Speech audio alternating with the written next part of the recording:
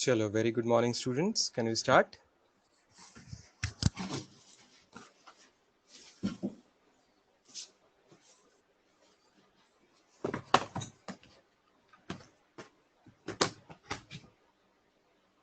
चलो, तो yesterday cross product हमने डिटेल फिनिश हुआ था, उस पर थोड़ा सा होमवर्क था एंड थोड़ा सा part of the homework was on something called as law of sines या तो फिर Lami's theorem.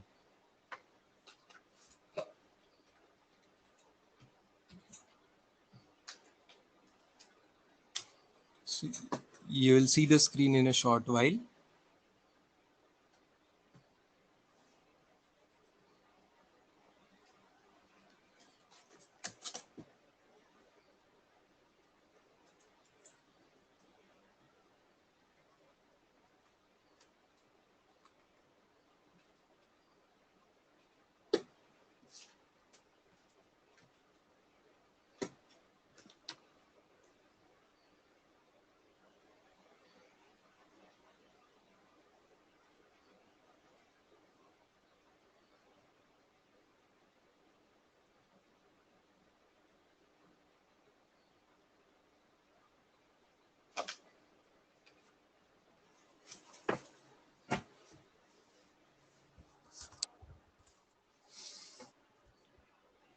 Yes, you all can see the board. Yeah.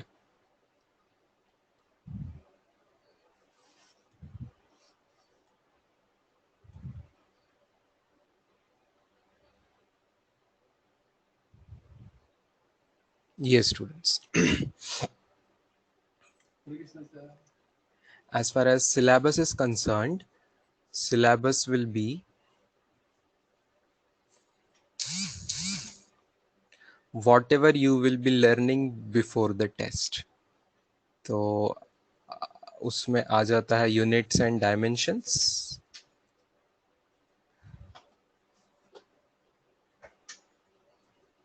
Units and dimensions आएगा स्टूडेंट्स, एरर्स एंड मेजरमेंट आएगा,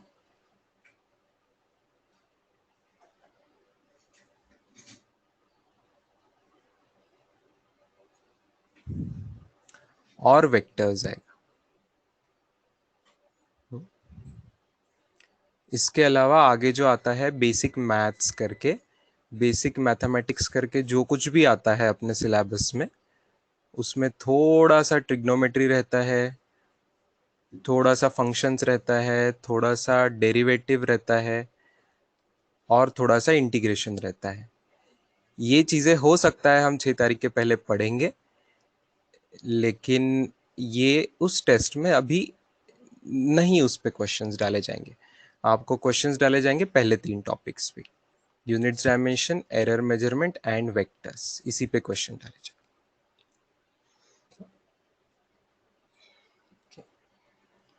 चलो, इसका ये मतलब नहीं है कि आपने आगे का पढ़ना नहीं है, जिस दिन जो पढ़ाया जाएगा वो दिन पढ़ना रहता है. तो आइडियली तो बहुत बार आपको यहाँ पे चैतन्य आज में यू विल फाइंड कि जिस दिन तक पढ़ाया जा रहा है, जैसे संडे को टेस्ट है तो सैटरडे तक जो पढ़ाया जाएगा सब कुछ सिलेबस में जनरली दिया जाता है.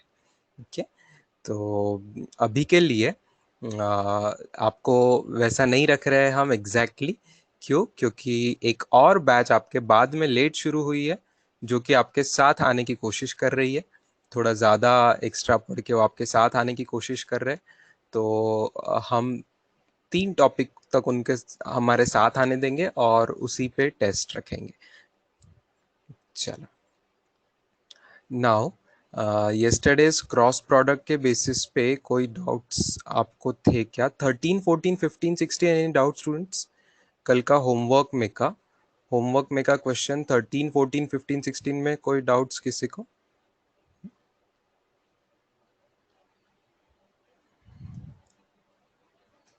नहीं, नो डाउट्स ना. ठीक है. Yes, next page doubt. 14th दो लोगों को डाउट है. 14th question is a doubt to few students. एक minute, let me just open up the question. This was from Disha's DPP, right? So this is in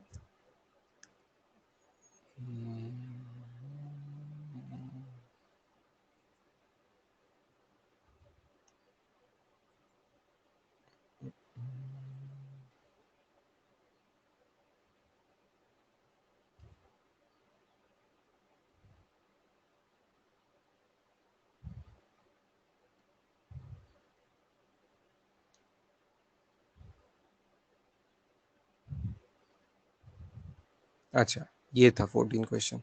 14 question was one of the easiest question students of the four. A cross B is equal to √3 times A dot B, ऐसा दिया हुआ था, right? So A dot B, तो आप magnitude left side में A B sine theta, right side में A B cos theta आ रहा था, ठीक है। तो फिर आपको डायरेक्टली किस चीज की वैल्यू मिल रही है स्टूडेंट्स? टैन थीटा मिल रहा है। Sine theta divide by cos theta is tan theta, tan theta की वैल्यू √3 मिल रही है, मतलब थीटा आपका कौन सा है? 60 डिग्रीज है। क्लियर? थीटा 60 डिग्रीज है। अगर थीटा 60 डिग्रीज है तो कॉस थीटा की वैल्यू क्या होगी? कॉस थीटा की वैल्यू आप जानते हो, cos 60 degrees half. Okay, cos 60 degree half होता है, यस। और क्या आपको उसकी जरूरत पड़ रही थी? यस, कॉस थीटा की जरूरत पड़ रही थी, क्योंकि आगे पूछा था magnitude of A bar plus B bar, जो कि आप हम सब जानते हैं √(a² + b² + 2ab cos theta हुआ करता है। तो ये cos थीटा की वैल्यू यहाँ यूज हो जाएगी और उससे आपका आंसर आ जाएगा, ठीक है। 14, 16 किसको डाउट था? 16 भी दो स्टूडेंट्स को डाउट था। 16 में क्या? 16 भी तो ऐसे, 16 तो रिपीट क्वेश्चन है स्टूडेंट्स, इजंट इट? 16 ये एक दिन के पहले भी कोई तो अरिहंत के डीपीपी में भी यही क्वेश्चन था, राइट? तो वो रिपीट क्वेश्चन है, I don't think you need it. चलो, क्वेश्चन नंबर 7, 8, हाँ ये हम देखेंगे। तो आपको यू रिमेम्बर, एक दिन एक एक मैंने आपको एक एनसीईआरटी में से पेज दिया था 4th चैप्टर का पढ़ने के लिए होमवर्क में, जिसमें ये वर्ड्स थे आखिरी में, law of cosines and law of sines, ये वर्ड उसमें थे। याद आ रहा है students? Law of cosines and law of sines. It was nothing but simply vector addition से रिलेटेड था स्टूडेंट्स, वेक्टर एडिशन से ही रिलेटेड था। अगर मैं अपने नोटेशन यूज करूं, मान लो P bar, Q bar, R bar, ये नोटेशन हमने यूज किए हैं क्लास में। कभी कभी बुक्स में ए बार बी बार यूज कर लेते हैं, हमने पी बार क्यू बार नोटेशन यूज किए थे। तो यहां से लेके यहां तक ये ऐसा जो रिजल्टेंट है स्टूडेंट, रिजल्टेंट इज आर बार, ऐसा हुआ करता था। ये पैरेललोग्राम लॉ लगाया हमने। यहाँ पे कंप्लीट एंगल को थीटा बोला करते थे, फुल एंगल वाज थीटा, और ये जो छोटा एंगल है पार्ट, इसको अल्फा, और रिमेनिंग वाला जो पार्ट है उसको बीटा हम बोला करते थे, करेक्ट? बीटा हम बोला कर रहे थे उसको। इसी का अगर ट्रायंगल लॉ बना देते हैं तो डायग्राम थोड़ी सी अलग हो जाती है, पैरेलल शिफ्टिंग करके, ये आपको पता है, ठीक है। तो अल्फा बीटा थीटा ये सब चीजें हमें पता है। तो लॉ ऑफ कोसाइंस क्या था स्टूडेंट्स? लॉ ऑफ कोसाइन मतलब जहां पे कॉस आता है बेसिकली। तो कॉस अपना मेनली किस फॉर्मूला में शुरू में बन रहा था? वेक्टर एडिशन में, आपको पता है मैग्नीट्यूड के। तो R is equal to √(p² + q² + 2pq cos theta, यही था law of cosines. Cosines for cos, cosine मतलब कॉस थीटा जहां आता है वो वाला law, okay. And law of sines मतलब जिसमें साइन आता है, sine A, sine B, sine P, sine Q, sine alpha, sine beta, sine theta, कुछ जहां पे भी आ रहा होगा, that is law of sines. तो ये लॉ मैंने आपको पढ़ने को बोला हुआ था। और क्या आपको याद है ये क्या था? R upon sine theta, book में प्रूफ था, एनसीईआरटी के बुक में, जो मैंने आपको होमवर्क करके दिया था एक दिन, is equal to P upon क्या आता है? पी अपॉन आता है साइन, याद है किसी को? R upon sine theta is equal to P upon, बोलो बोलो, साइन बीटा आता है, साइन बीटा आता है, साइन बीटा आता है, is equal to Q upon sine alpha आता है, क्यू अपॉन साइन अल्फा, इस तरीके से आया था, आता है उसमें। This is the law of science with simple easy proof was given. इसको याद प्रॉपरली कैसे करना है ये मैं आपको समझाता हूँ। देखो, ट्रायंगल भी निकाल लेता हूँ, ऊपर मैंने पैरेललोग्राम निकाला है, नीचे मैं ट्रायंगल भी निकाल लेता हूँ। ट्रायंगल निकाला अगर, तो यहाँ पे ये पी बार हुआ, यहाँ पे ये क्यू बार हो जाएगा, और ये हो जाएगा आर बार, ओके। तो आपका जो थीटा एंगल है वो यहाँ पे बाहर से दिखता है, ये एंगल अल्फा दिखता है, और ये एंगल बीटा है, correct.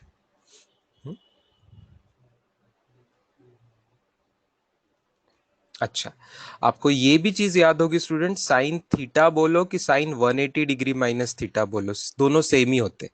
Sign 180 degree minus theta और साइन थीटा भी सेम होते। ये मैं क्यों बता रहा हूं, क्योंकि इस डायग्राम में जहां आपको थीटा एंगल आया हुआ है, जहां आपको थीटा एंगल आया हुआ है, उसी के बाजू में ट्रायंगल के अंदर का एंगल क्या रहने वाला है, नेचुरली 180 डिग्री माइनस थीटा लिया। तो easy way to remember this question is, students, easy way to remember this, let me call, uh,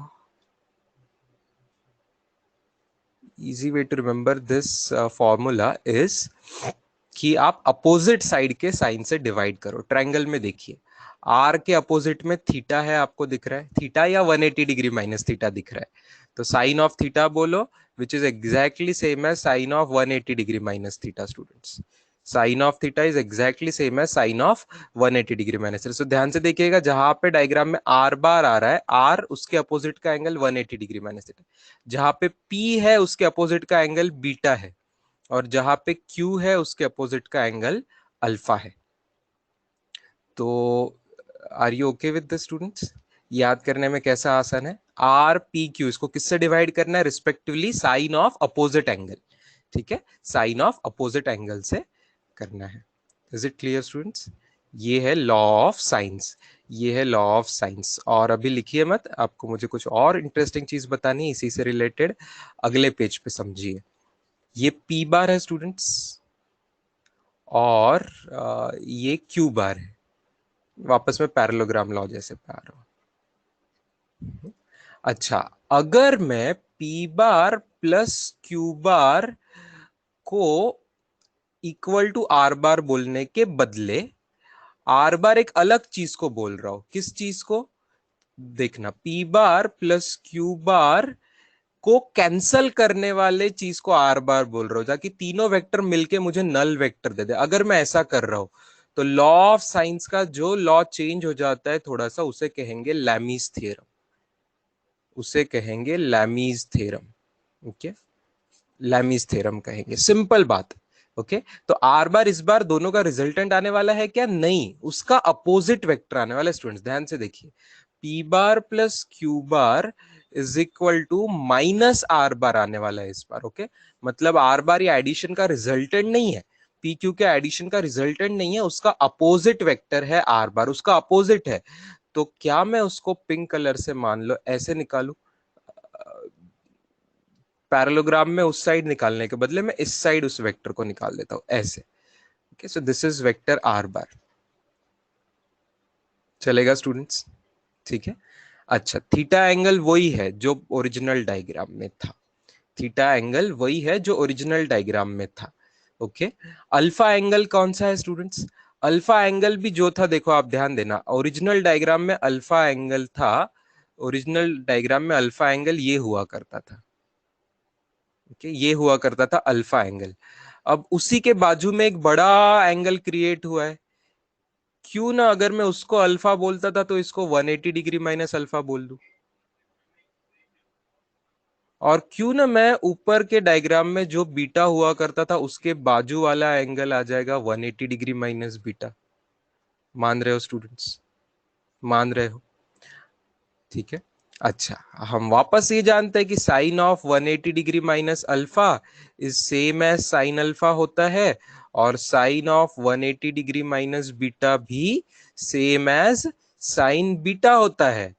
तो मेरा जो पिछले पेज पे का थ्योरम था, लॉ ऑफ साइंस, वो R upon sine theta is equal to P upon P के opposite में कौन सा एंगल है यहाँ पे, 180 डिग्री माइनस बीटा। तो साइन में बीटा बोलू या चाहे मैं sine of 180 degree minus beta बोलू, कोई फर्क नहीं पड़ता। और क्यू अपॉन साइन ऑफ मैं चाहे अल्फा बोलू या sine of 180 degree minus alpha बोलू, यहाँ पे कोई फर्क नहीं पड़ता। क्यों मैं 180 180 ला रहा हूं, ताकि याद करने को आसान हो जाए कि अपोजिट का एंगल लेना है करके। ठीक है, एक बार मैं यही डायग्राम वापस निकालने वाला हूं अलग कलर में। ये देखिए, ये पी बार, ये क्यू बार, और ये आर बार। इस बार ये तीनों बैलेंस हो रहे, पी बार, क्यू बार और आर बार। ध्यान से देखना, एग्जैक्टली आर के अपोजिट का एंगल, आर के अपोजिट का एंगल थीटा है, पी के अपोजिट का एंगल, पी के अपोजिट का इन द सेंस बाकी दोनों के बीच में का। पी के अपोजिट का मतलब है यहाँ पे angle between Q and R, angle between Q and R वो है बीटा, चाहे बीटा बोलिए या तो उसको यहाँ पे 180 डिग्री माइनस बीटा बोलिए, हमें साइन लेना है, साइन सेम ही है। और Q के अपोजिट में 180 माइनस अल्फा है, तो उसको ही आप साइन 180 माइनस अल्फा या साइन अल्फा करके भी लिख, yes this is all in same plane, that is perfect students. जब ये बैलेंस कर रहे हैं तो ये नेचुरली सेम प्लेन में होंगे, अलग अलग प्लेन की चीजें बैलेंस नहीं करेगी, तीन चीजें, ये सेम प्लेन में चल रहा है। Very good question, comment, because ना हम कभी कभी आईजे के अलग अलग प्लेन में निकालते हैं तो भी डायग्राम ऐसी टाइप की थोड़ी दिखती है, तो ये बात नहीं है स्टूडेंट्स। यहाँ बैलेंस कर रहे हैं तो P bar, Q bar, R bar will be in same plane, they will be in exactly same plane. Parallelogram जैसे एक प्लेन में बनता है, वैसे ये डायग्राम भी एक ही प्लेन में बन रही है, P bar, Q bar, R बार तीनों एक ही प्लेन में बन रहे हैं। तो in one way Lami's theorem और लॉ ऑफ साइंस अलग नहीं है, इन वन वे दोनों सेम है, इन वन वे दोनों सेम है, ठीक है। अब थोड़े से नाम बदल देंगे तो आप कंफ्यूज नहीं होना स्टूडेंट्स। अगर मैं आपको लैमिस थ्योरम लगाने को बोलूं तो क्या आप समझते हो, अगर मैंने वेक्टर का नाम बदल दिया, ए बार कर दिया, यहाँ पे कुछ वेक्टर का नाम बी बार कर दिया, कुछ बुक्स में ऐसे नाम देंगे, यहाँ पे वेक्टर का नाम सी बार कर दिया, ठीक है, और बीच में के एंगल्स को मैंने कुछ ऐसे ही नाम दे दिए, बीच में के एंगल को नाम दे दिए, मान लो यहाँ के एंगल को नाम दे दिया थीटा, यहाँ के एंगल को नाम दे दिया अल्फा, और यहाँ के एंगल को नाम दे दिया फाई, फाई ऐसा कुछ अलग सिंबल। तो क्या आप मुझे यहाँ पे लैमिस थ्योरम लगा के बता सकते हो स्टूडेंट्स, क्या आप मुझे यहाँ लैमिस थ्योरम लगा के बता सकते हो, क्या आपको समझ में आया है कि ए अपॉन क्या होगा, बी अपॉन क्या होगा और सी अपॉन क्या होगा। ए अपॉन किसका साइन आएगा बताओ, ए अपॉन साइन ऑफ क्या आएगा, ए अपॉन साइन ऑफ क्या आएगा, यहाँ पे ए अपॉन साइन ऑफ अल्फा आएगा। बहुत अच्छे, ए अपॉन साइन ऑफ, ए के अपोजिट में देखना है आपको, है ना, मतलब ये अल्फा जो है ये किसके बीच में का एंगल होना चाहिए, angle between B bar and C bar, angle between B bar and C bar. अच्छा, बी के नीचे कौन सा एंगल आएगा, ऐसा एंगल का साइन आएगा which will be angle between C bar and A bar, that is sine phi आएगा। Very good. और सी अपॉन क्या आएगा स्टूडेंट्स, ऐसा एंगल आएगा which is angle between A bar and B bar, angle between A bar and B bar, that is sine theta, ठीक है। तो आपको ये रटना नहीं है कि अल्फा बीटा थीटा है, नहीं, बस ये याद रखना है कि जो वेक्टर ले रहे हैं उसके अपोजिट का, मतलब बाकी दोनों के बीच में का आपको एंगल लेना है, बाकी दोनों के बीच में का एंगल लेना है। और एक और एग्जांपल दे रहा हूं मैं आपको स्टूडेंट्स, एक और एग्जांपल अंडरस्टैंडिंग के लिए दे रहा हूं। यहाँ पे एंगल है एक्स बार, वेक्टर है एक्स बार, ठीक है। यहाँ पे मेरे पास कोई अलग वेक्टर है वाई बार, ओके, और उनका रिजल्टेंट वेक्टर मैंने बोला है आर बार, उनका रिजल्टेंट वेक्टर बोला है आर बार, आपको दिख रहा है, काइंड ऑफ पैरेललोग्राम लॉ लगाया है, ओके, पैरेललोग्राम लॉ से लगाया है।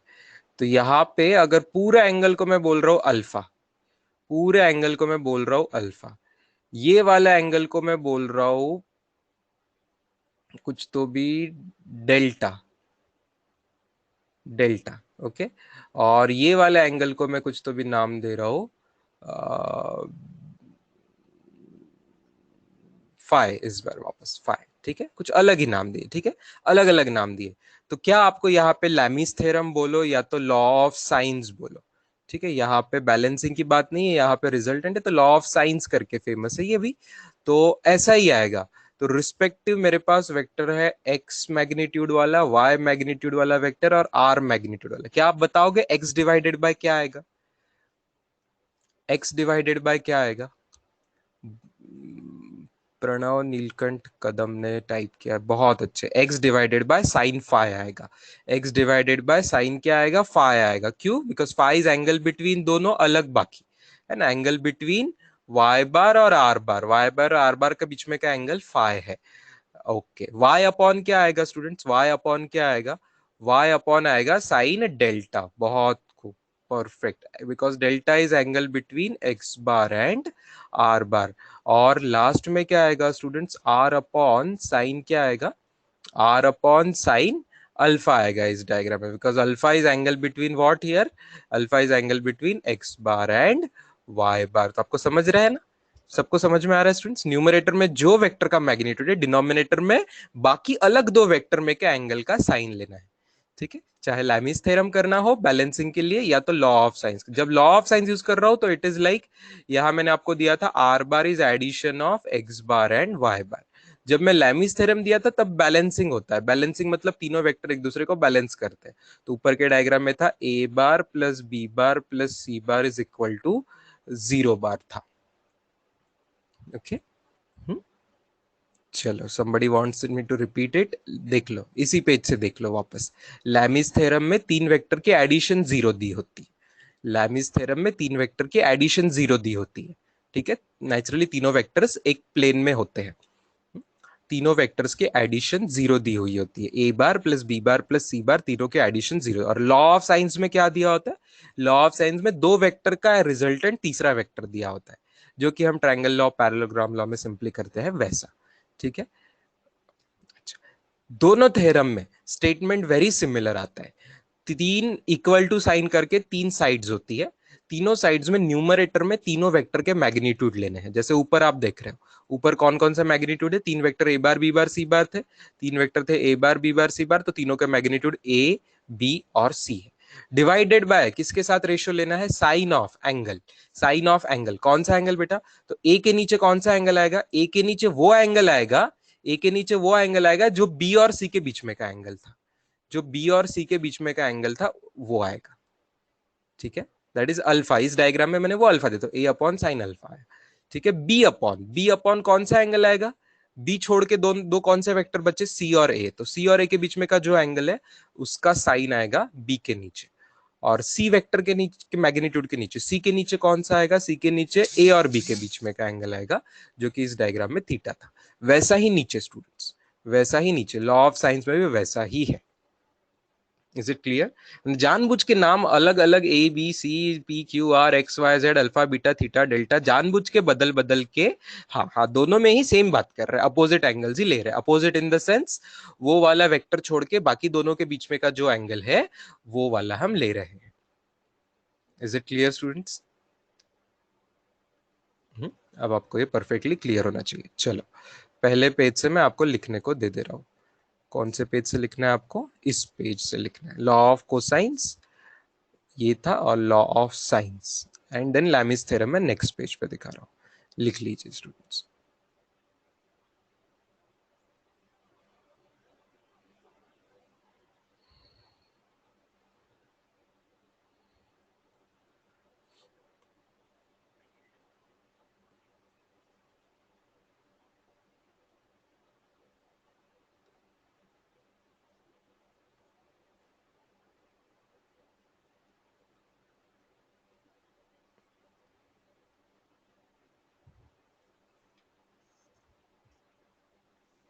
लॉ ऑफ कोसाइन क्या है बेटा? जो ऊपर लिखा है पहले आपको, जो ऑलरेडी हम वेक्टर एडिशन का रिजल्टेंट का जो फॉर्मूला है ना, उसमें कॉस थीटा आता है, तो इसीलिए उसको लॉ ऑफ कोसाइंस कहा गया है। आप मैथ्स में वापस लॉ ऑफ कोसाइन पढ़ते हो, डू यू नो दैट? आपको मैथ्स में 12th स्टैंडर्ड में वापस लॉ ऑफ कोसाइन आएगा, उसमें आपको ऐसा लिखा जाएगा, cos theta is equal to R का स्क्वायर माइनस पी का square minus Q square upon 2p। ध्यान से देखना, मैंने सेम चीज लिखी है, सेम फॉर्मूला को घुमाया है, स्क्वायर कर दिया है और घुमाया है। इसमें cos थीटा का फॉर्मूला बन रहा है, इसलिए इसको लॉ ऑफ कोसाइंस कहा जा रहा है। मानते हो, समझते हो? कंफ्यूज नहीं होना स्टूडेंट्स। सिंपल मैथ्स लगाते हैं, कोई यहाँ का वहां स्क्वायर करता है, राइट का लेफ्ट में, प्लस का माइनस में लेके जाता है, तो आपको कंफ्यूज नहीं होना है।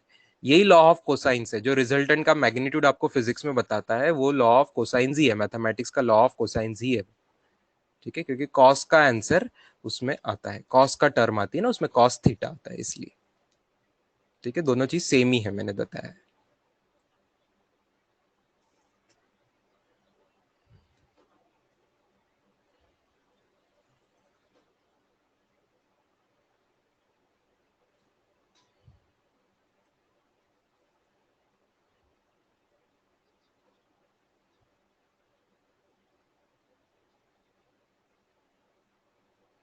यस, ये सबने अच्छे से लिख लिया है समझ के।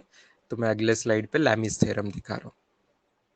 ठीक है, Prathamesh Madne my comment, law of sines and Lami's theorem एक ही है क्या? Law of sines and Lami's theorem को एक ही बोलना गलत नहीं होगा। एक्चुअली वो दोनों एक ही चीज के थोड़े अलग अलग वर्जन है, थोड़े अलग अलग वर्जन है सेम चीज की। दिखने में सेम दिखता है तो थोड़ा अलग वर्जन है। थोड़ा अलग क्या है मैंने आपको बताया।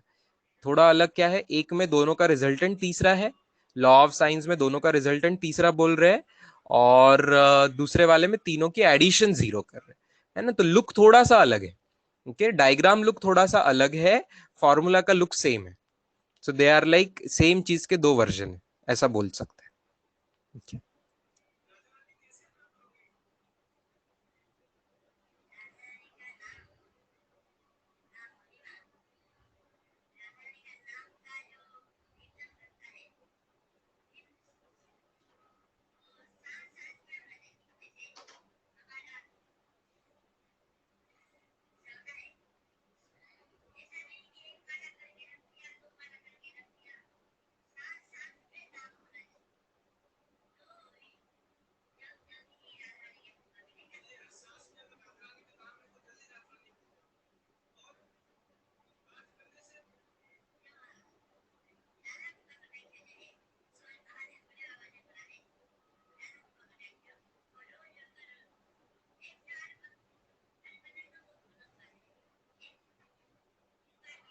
लॉ ऑफ कोसाइंस और लॉ ऑफ साइंस, इनमें कोई सिमिलैरिटी है क्या?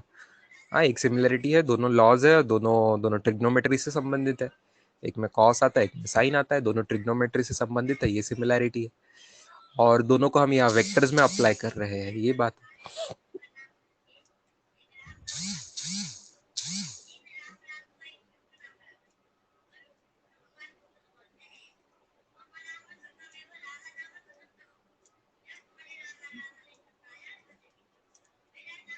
Can you draw the diagram again? अरे दोनों दो जगह डायग्राम निकाले बेटा, देखो, एक बार येलो पिंक कलर में निकाली, एक बार स्काई ब्लू टाइप कलर में निकाली है।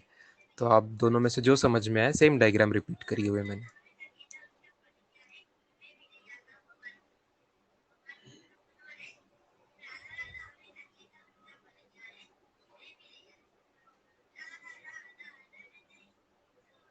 हाँ, दोनों ही लॉ में साइन ही तो लिया है। दोनों मतलब कौन से? लैमिस थ्योरम और लॉ लॉ ऑफ साइंस, दोनों में साइन ही है। इसलिए तो मैं बोल रहा हूँ लैमिस थ्योरम ये साइन का ही भाई है, लॉ ऑफ साइन का ही भाई है।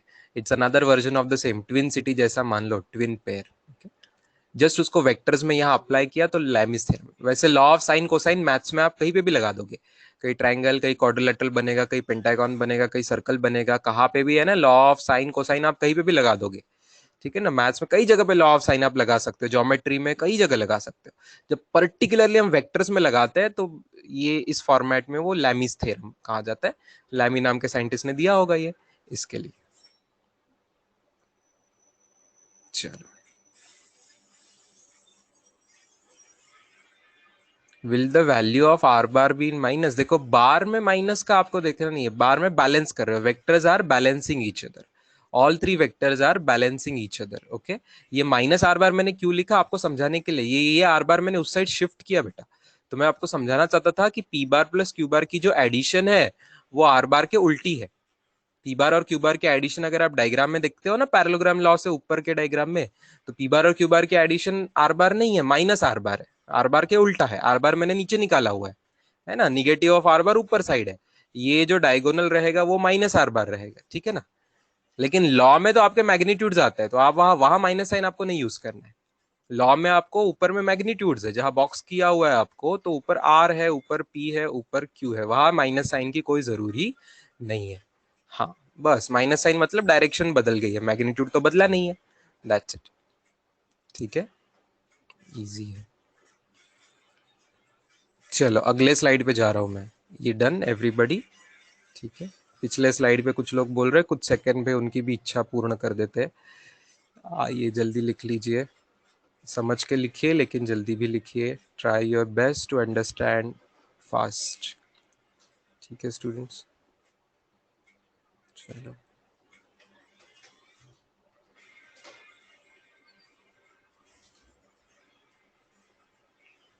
Done, previous slide done, Lami's theorem done, Lami's theorem भी लिख लिया है, ठीक है, लैमिस थ्योरम भी लिख लिया। दोनों मैंने सेम स्टेटमेंट में फॉर्म में लिखा है, थीटा अल्फा बीटा ना मैंने आपको सेम फॉर्मेट में लिखा दिया। यहाँ पे भी वही स्टेटमेंट था, ध्यान से देखा होगा आपने, तो P upon sine beta Q upon sine alpha same statement था, है ना, तो मैंने सेम स्टेटमेंट लिखा दिया आपको, फाइनल स्टेटमेंट सेम आना चाहिए, उस तरीके से मैंने आपको लॉ लिखा दिया।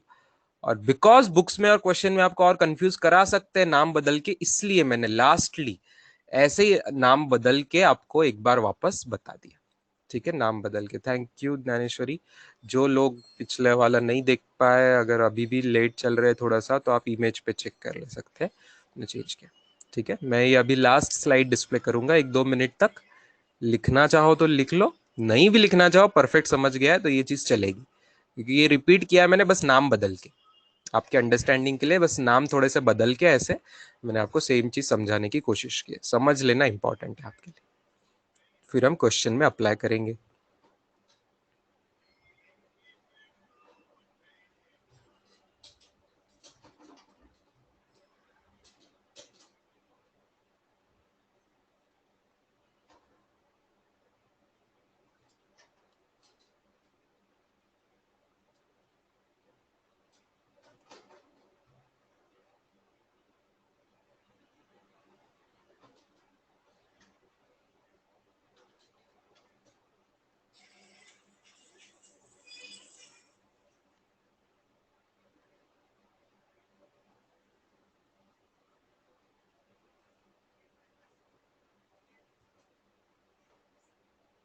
इस डायग्राम में भी आर होगा ना रिजल्टेंट, यस यस, नीचे वाले ये डायग्राम में भी आर रिजल्टेंट है, नीचे वाले डायग्राम में, इसीलिए मैंने लिखा है ना, देख R bar is equal to X bar plus Y bar, इसका मतलब वो आर रिजल्टेंट है, नीचे रिजल्टेंट आर है, डायग्राम में मैंने रिजल्टेंट ही आर दिखा है ना, तो ये आर है, राइट, माइनस आर नहीं, आर है, माइनस आर नहीं, आर, आर है रिजल्टेंट नीचे के डायग्राम में।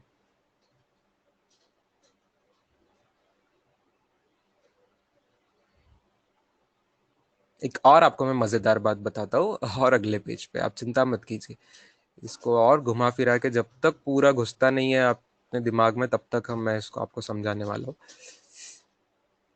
रिजल्टेंट विजल्टेंट का जो आपको कोई कंफ्यूजन हो रहा है, अगले पेज पे आ जाता हूँ, यहाँ ठीक है, everybody is comfortable with this page, first बताइए मुझे।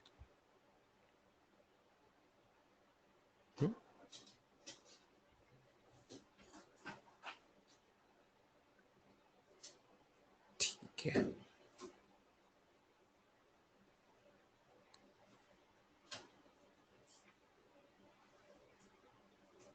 यहाँ पॉजिटिव और प्रीवियस डायग्राम में निगेटिव कैसे, प्रीवियस डायग्राम में बेटा लॉ ऑफ साइंस में कहाँ निगेटिव था बेटा, लॉ ऑफ साइंस में पहले पिछले डायग्राम में भी निगेटिव नहीं था, समझाता हूँ मैं, आप चिंता मत करो, ए बार प्लस, अगले पेज पे आने दीजिए अब मुझे, ठीक है। चलो, जब भी स्टूडेंट्स मान लो ऐसे 3 वेक्टर की एडिशन 0 दी है आपको, ऐसे कोई 3 वेक्टर्स की आपको एडिशन 0 देके रखी है,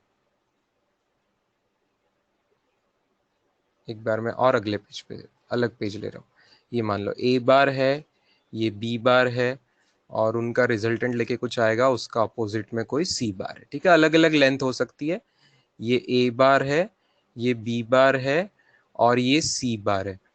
अगर आपको बोला है कि तीनों एक दूसरे को बैलेंस कर रहे हैं, मतलब तीनों कैंसिल हो जा रहे हैं, मतलब तीनों की एडिशन 0 है स्टूडेंट्स, अच्छा ऐसा अगर गिवन है, तो मैं ऐसा लिखो तो चलेगा ना स्टूडेंट्स, कि पहले दोनों का ही addition is equal to minus C bar, देखो शिफ्ट कर दिया तो चलेगा कि नहीं चलेगा, चलेगा कि नहीं चलेगा, चलेगा, चलेगा, अच्छा, ऐसा चलेगा क्या, अगर मैंने ए और सी को लेफ्ट साइड में रखा और बी बार को भेज दिया उस साइड में, that is minus B bar, चलेगा कि नहीं, ये भी चलना चाहिए, क्यों नहीं चलेगा, हाँ, अगर ऐसा किया तो चलेगा क्या, बी बार प्लस सी बार एक साइड में रखा और ए बार को अलग साइड में भेज दिया, ये भी चलेगा ना स्टूडेंट्स, तो घुमा फिरा के बात सेम ही है, ठीक है ना, किसी भी फॉर्मेट में लिखो बात सेम ही है, कि तीनों के एडिशन 0 बार हो रही है, तीनों वेक्टर के एडिशन 0 बार हो रही है, ठीक है ना। अब ये जो 3 अलग अलग वर्जन है, इसके हिसाब से आपकी डायग्राम अलग अलग बन सकती है, दिख सकते। देखो पहला वर्जन जो मैंने लिखा है,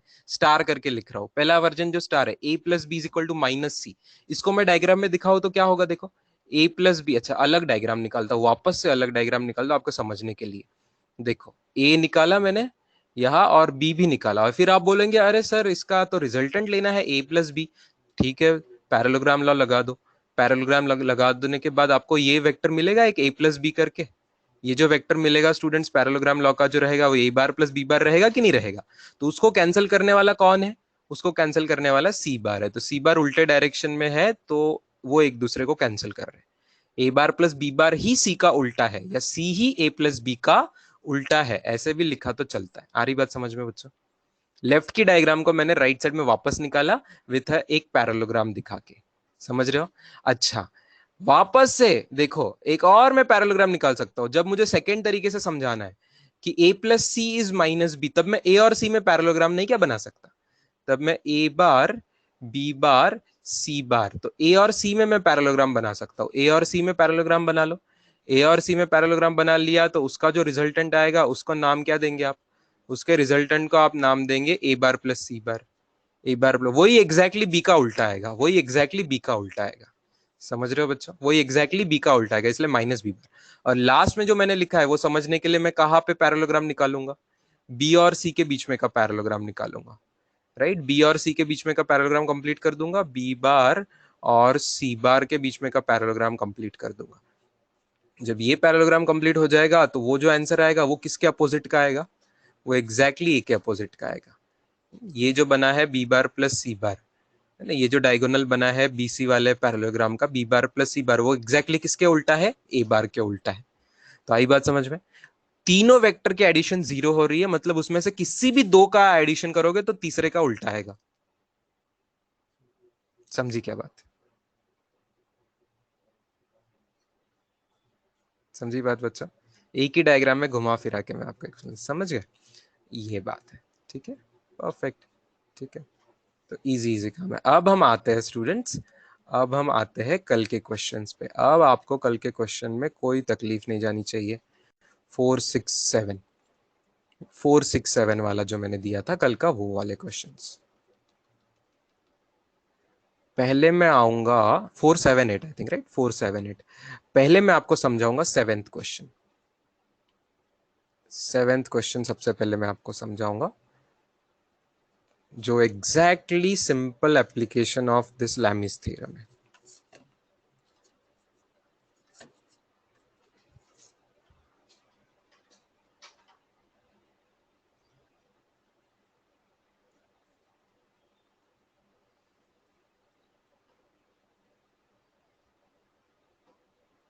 ध्यान से देखिए सब लोग, स्लाइड चली गई बेटा अभी। Now we are coming to questions. So this is PQR are coplanar forces acting at the point are in equilibrium। ये वर्ड इंपॉर्टेंट है, इक्विलिब्रियम बोल दिया, इसका क्या मतलब हुआ, इसका मतलब हुआ कि ये जो P वेक्टर होगा, ये जो Q वेक्टर होगा, ये जो R वेक्टर होगा, इनकी एडिशन क्या हो गई, तीनों की एडिशन हो गई 0 bar. All forces got balanced. Equilibrium का मतलब दे गॉट बैलेंस्ड। अच्छा, तो कौन सा थ्योरम लग सकता है, now you can apply Lami's theorem. जब इक्विलिब्रियम आ गया तीनों फोर्सेस का, तीन फोर्सेस का इक्विलिब्रियम आ गया, तो कौन सा लगा दोगे, लैमिस थ्योरम लगा दोगे स्टूडेंट्स, लैमिस थ्योरम लगा दोगे। ठीक है, अच्छा डायग्राम देखिए आपके सामने है, डायग्राम देखिए तो लैमिस थ्योरम कैसे लगेगा स्टूडेंट्स, लैमिस थ्योरम कैसे लगेगा, P अगर एक लेता हूं तो P के अपोजिट डिवाइडेड बाय में क्या आएगा, साइन ऑफ Q और R के बीच में का एंगल, Q और R के बीच में एंगल कितना है, थीटा 1, तो P upon sine theta 1। Q upon क्या आएगा, Q अपॉन बताओ क्या आएगा, साइन, बताओ Q अपॉन क्या आएगा, Q upon sine, Q upon sine theta 2 आएगा, करेक्ट, क्योंकि Q के अपोजिट का angle in the sense P और R के बीच में का एंगल जो है वो आता। और लास्टली R अपॉन क्या आएगा, R अपॉन क्या आएगा, sine of 150 degree. Perfect, R upon आएगा साइन ऑफ 150 डिग्री। बस कितना इजी है स्टूडेंट्स। अब वैल्यूज जो क्वेश्चन में दी है वो लगा दो। देयरफॉर P की वैल्यू क्या दी है, 1.9318 kg वेट एक यूनिट होता है, केजी वेट करके एक यूनिट होता है, फोर्स का यूनिट होता है केजी वेट। सिर्फ केजी बोलेंगे तो मास होता है, केजी वेट बोलेंगे तो फोर्स होता है। ठीक है, तो केजी वेट ये ऊपर। साइन थीटा वन की वैल्यू भी क्वेश्चन में छाप के दी आपको 0.9659। चलो ठीक है। अच्छा, क्यू के बारे में पूछा ही नहीं है स्टूडेंट्स। क्यू के बारे में नहीं पूछा है तो मैं सिर्फ पी और आर वाला रिलेशन यूज कर लू।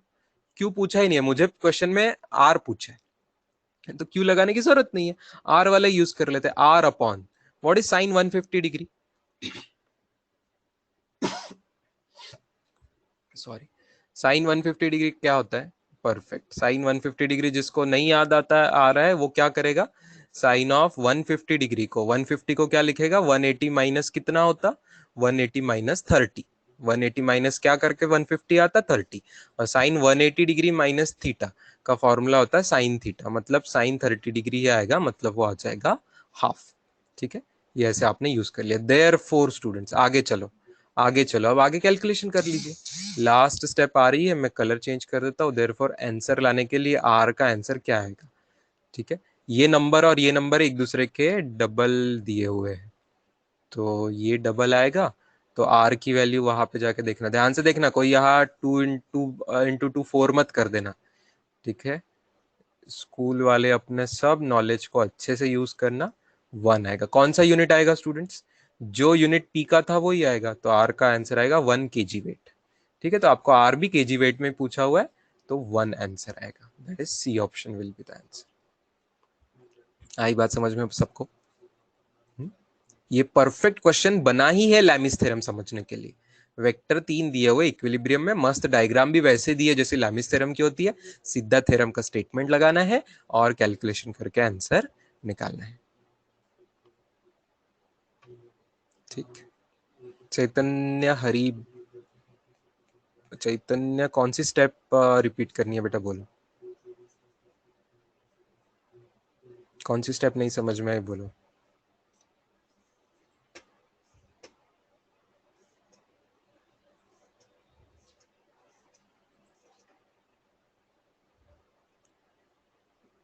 कई बार आप घाई कर लेते हो, थोड़ा सा खुद को टाइम दीजिए, हर स्टेप देखिए, शायद आपको हर स्टेप समझ में आई है।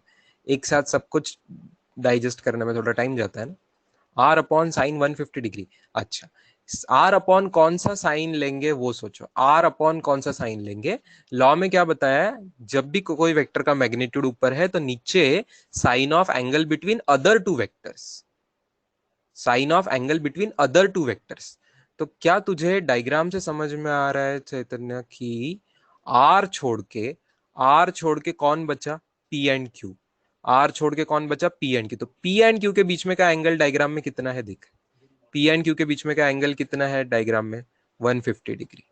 सो यहाँ आएगा साइन 150 डिग्री, डायग्राम में दिया है 150 डिग्री इसकी वजह से। ठीक है, डायग्राम भी क्वेश्चन के का हिस्सा था, तो डायग्राम में आपको देख के ऑब्जर्व करके वो एंगल वहां पे लिखना था। क्लियर?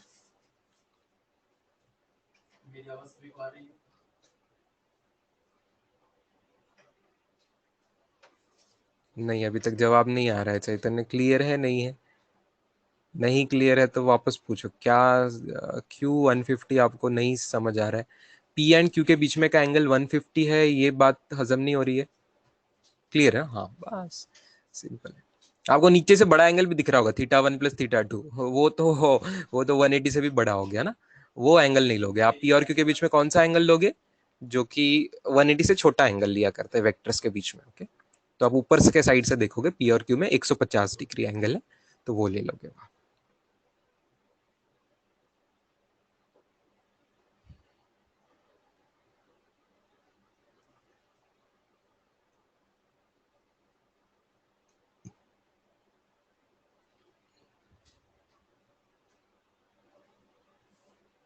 चलो, क्या मैं फोर्थ क्वेश्चन पे आ सकता हूँ स्टूडेंट्स? अब फोर्थ क्वेश्चन पे आते हैं।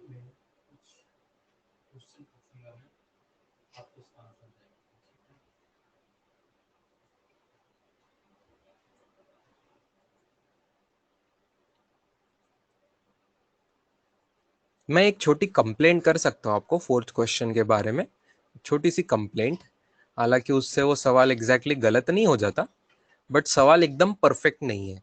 सवाल के बारे में मैं आपको कंप्लेंट कर देता हूँ, आप उनको माफ कर दीजिए सवाल बनाने वाले को छोटी सी गलती के लिए। कंप्लेंट क्या है कि उन्होंने परफेक्ट क्वेश्चन ऐसा क्लियरली बताना चाहिए था कि ये तीनों फोर्सेस बैलेंस हो रहे हैं, मतलब मेटल स्फीयर इक्विलिब्रियम में है, ये वर्ड बोल देना चाहिए था। यहाँ पे ऐसा एग्जैक्टली उन्होंने कहीं बोला नहीं है, पूरा स्क्रीन पर तो मेटल स्फीयर इज हंग, हंग कर दिया मतलब हैंग हो रहा है, हैंग हो रहा है मतलब, हैंग हो रहा है मतलब लटक रहा है। वेल लेकिन लटक के वो स्टेबल है, एक ही जगह पे है, हिल नहीं रहा है, ये बताना चाहिए था वहां पे। ओके, तो ये इक्विलिब्रियम में है, ये बताना चाहिए था उनको। तो फोर्सेस एक्टिंग दिखाए हुए है, ओके, एंड बोल देना चाहिए था कि फोर्सेस आर इन इक्विलिब्रियम, ये वर्ड वहां पे चाहिए था। ठीक है, परफेक्ट क्वेश्चन होने के लिए। यहाँ पे समझ आ रहा है, और तो किसी चीज का सवाल है नहीं, इक्विलिब्रियम का ये समझ में आ जा रहा है, नहीं भी बोल रहे तो समझ में आ जा रहा है, लेकिन भाई कंफ्यूजन रखना नहीं चाहिए था, सवाल बनाने वाले ने अपनी की तरफ से केयर लेनी चाहिए कि वो कंफ्यूजिंग ना हो, तो परफेक्टली बता देना चाहिए कि दीज आर इन इक्विलिब्रियम। ठीक है, अच्छा, यहाँ आपको तीन फोर्सेस है स्टूडेंट्स, एक पी है, एक डब्ल्यू है, एक तीसरा फोर्स, वो भी डायग्राम में उन्होंने बताया नहीं बराबर से, वो टी मैग्नीट्यूड का होगा, टी। ठीक है, ऑप्शन में टी दिख रहा है, मतलब आपको यहाँ पे वो भी टी होगा। अच्छा, मैं आपको बता दूं कि इक्विलिब्रियम का सवाल है, इसका मतलब क्या आप लोग मानते हो स्टूडेंट्स, तीनों फोर्सेस पी बार, डब्ल्यू बार और टी बार, टी बार, मैं आपको थोड़ा सीक्रेट भी बता देता हूँ यहाँ पे कि वो किसके लिए ये नाम ले रहे हैं। डब्ल्यू फॉर वेट बोल रहे हैं स्टूडेंट्स, खुद का वजन जो है उसका स्फीयर होगा। टी फॉर टेंशन बोल रहे हैं, टेंशन भी एक फोर्स होता है आपको पता है, तो यार टेंशन इन द स्ट्रिंग, धागे में जो टेंशन आएगा, ये हम अगले चैप्टर्स में पढ़ेंगे वापस, आप चिंता मत कीजिए, आपको शब्दों की पहचान ऑलरेडी कराई दी जा रही है यहाँ पे। T for tension in the string, and P उन्होंने ऐसे ही मेरे ख्याल से लेट से पुश फोर्स, पुश, पुश या पुल किसके लिए भी आप यूज कर सकते हो, ओके, पुश बोल दीजिए यहाँ पे, पी से उन्होंने पुश किया इसलिए पी यूज करना चाहे वहां पे। ठीक है, तो P for push, W for wait और टी फॉर टेंशन, ऐसे तीन फोर्स एक दूसरे को मिला जुला के बैलेंस कर रहे हैं, ये तीनों फोर्सेस ही है, तीनों एक दूसरे को बैलेंस कर रहे हैं। तो क्या आपको सीधा समझ में आ रहा है कि सेकेंड ऑप्शन करेक्ट है स्टूडेंट्स? सेकेंड ऑप्शन करेक्ट है। ठीक है, हमें रॉन्ग स्टेटमेंट पूछा है, लेकिन सेकेंड ऑप्शन करेक्ट है, इक्विलिब्रियम के हिसाब से हमें समझना है सेकेंड ऑप्शन करेक्ट है स्टूडेंट्स, सेकेंड ऑप्शन करेक्ट है। अच्छा, क्या आपको डायग्राम में ऑब्जर्व हो रहा है, अनदर कंप्लेंट थोड़ी कर सकते हैं, क्या आपको डायग्राम में ऑब्जर्व हो रहा है पी और डब्ल्यू के बीच में 90 डिग्री है, क्योंकि पी हॉरिजॉन्टल है और डब्ल्यू वर्टिकल दिखाना चाहा है उन्होंने। ओके, तो पी और डब्ल्यू के बीच में का एग्जैक्ट एंगल जो है वो 90 डिग्री है। तो क्या मैं ऐसा लिख लू स्टूडेंट्स, ऊपर के इक्वेशन से P bar plus W bar is equal to minus T bar लिख सकता हूं? क्या आप लोग मानते हो इसको, पी बार और डब्ल्यू बार के एडिशन को माइनस टी बार, मतलब मैं उसी डायग्राम को ऐसा निकाल लू, पी ऐसे डब्ल्यू ऐसे, तो उनकी एडिशन क्या हो जाएगी, ये हो जाएगी, टी बार ऊपर था, टी बार अगर ऊपर था तो ये जो उनकी एडिशन है इसको मैं माइनस टी बार बोल सकता हूँ, जो कि पी बार और डब्ल्यू बार की एडिशन है। समझ रहे हो? अच्छा, मैं क्या मॉड ले लू स्टूडेंट्स दोनों साइड का तो चलेगा? अगर लेफ्ट साइड और राइट हैंड साइड इक्वल है तो दोनों के मॉड भी इक्वल होंगे ना, अगर दो वेक्टर्स इक्वल है तो उनके मैग्नीट्यूड्स भी इक्वल होंगे, वेक्टर इक्वल है मतलब मैग्नीट्यूड डायरेक्शन दोनों इक्वल है, तो भाई मैग्नीट्यूड इक्वल करने में तो कोई दिक्कत नहीं होनी चाहिए, किसी को कोई दिक्कत नहीं होनी चाहिए। लेफ्ट साइड में magnitude of P bar plus W bar is equal to right side में magnitude of minus T bar कर दिया।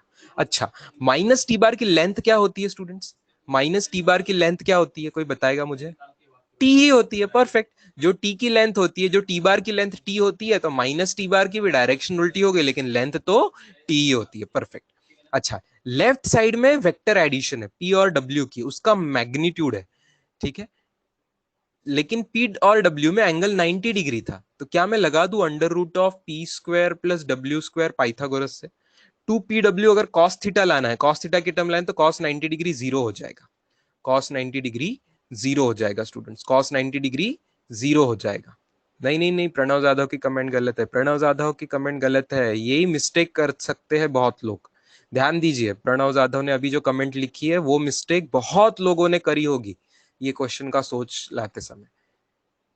वेक्टर ऐड हो रहे हैं, डायरेक्टली उनके मैग्नीट्यूड नहीं ऐड होगे स्टूडेंट्स, जब वेक्टर ऐड हो रहे हैं तो उनका मॉड लेंगे, तो आपको अंडर रूट वाला लगाना पड़ेगा, लॉ ऑफ कोसाइन, रिजल्टेंट का मैग्नीट्यूड अंडर रूट वाला लगाना पड़ेगा। उसमें तीसरी टर्म क्यों नहीं आ रही है कॉस थीटा वाली, क्योंकि कॉस 90 डिग्री हो जा रहा है, तो कॉस 90 की टर्म 0 हो जाती है, इसलिए वो टर्म नहीं आ रही है। यहां तक समझ आ रहा है सबको? बताइए।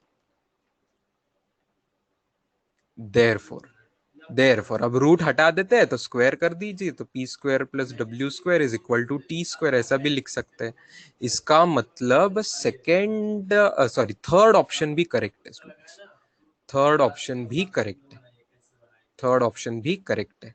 तो आंसर वो नहीं है, आंसर हमारा थर्ड ऑप्शन नहीं आएगा, हमें रॉन्ग स्टेटमेंट चाहिए। थर्ड ऑप्शन करेक्ट है, वो आंसर नहीं आएगा। ठीक है,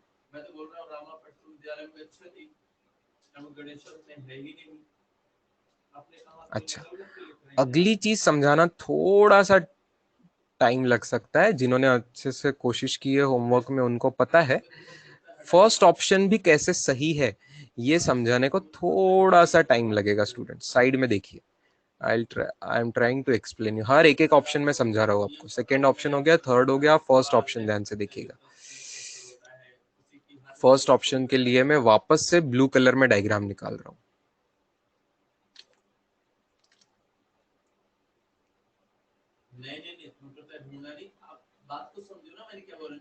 पी बार डब्ल्यू बार, ठीक है, पी बार की लेंथ पी, सिर्फ लेंथ निकाल रहा हूं मैं, डब्ल्यू बार की लेंथ डब्ल्यू, और यहाँ पे जो है था इसकी लेंथ टी, ठीक है। थीटा एंगल डायग्राम में ध्यान से आपको दिया गया है, ये थीटा है, अच्छा ठीक है। तो स्टूडेंट्स टी को ही दो टुकड़ों में बांट सकते हैं, ये मैं आपको वापस पढ़ाने वाला हूँ, रिजोल्यूशन ऑफ वेक्टर करके आएगा अपना आज और कल में।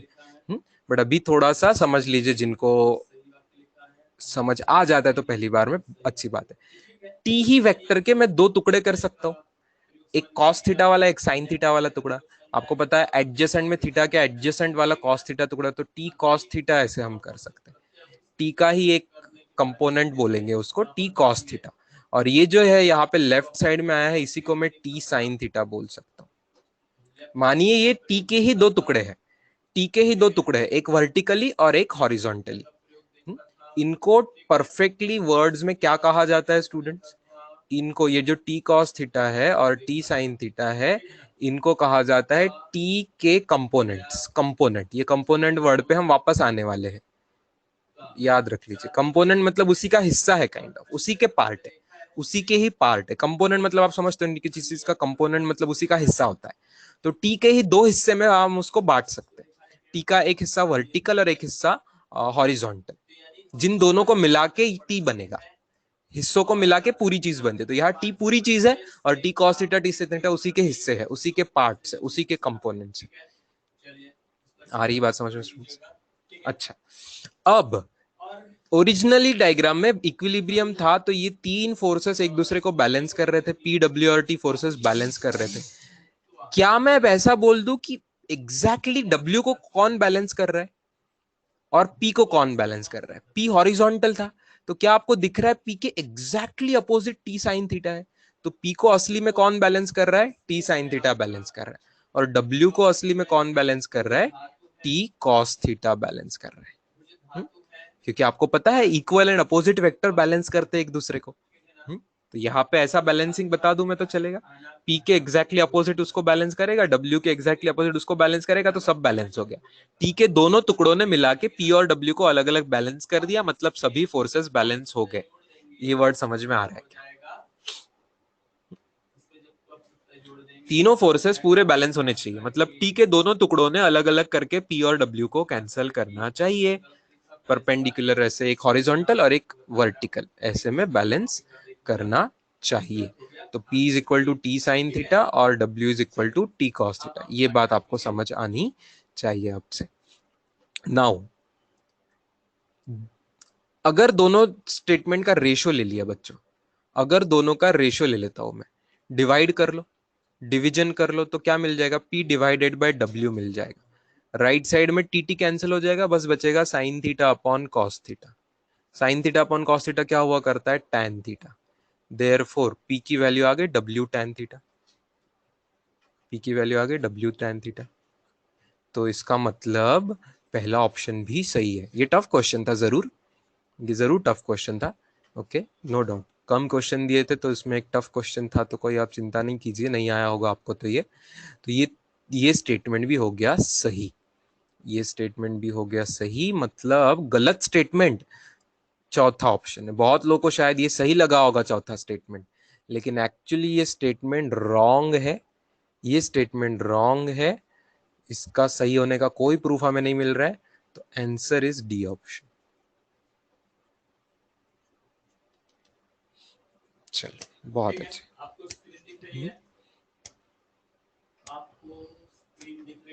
ये हो गया पूरा हिसाब इस सवाल का, option by option everything.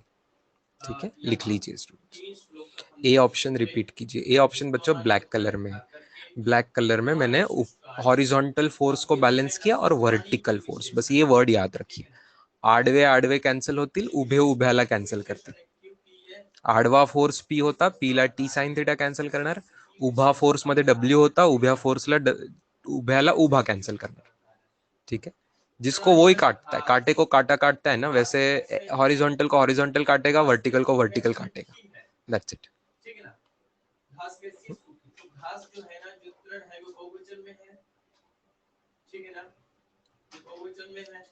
P and W perpendicular नहीं दिया सर क्वेश्चन में, नहीं वो भी देना चाहिए उन्होंने, तो सवाल से शिकायत तो मेरी है ही कि परफेक्ट क्लैरिटी नहीं है।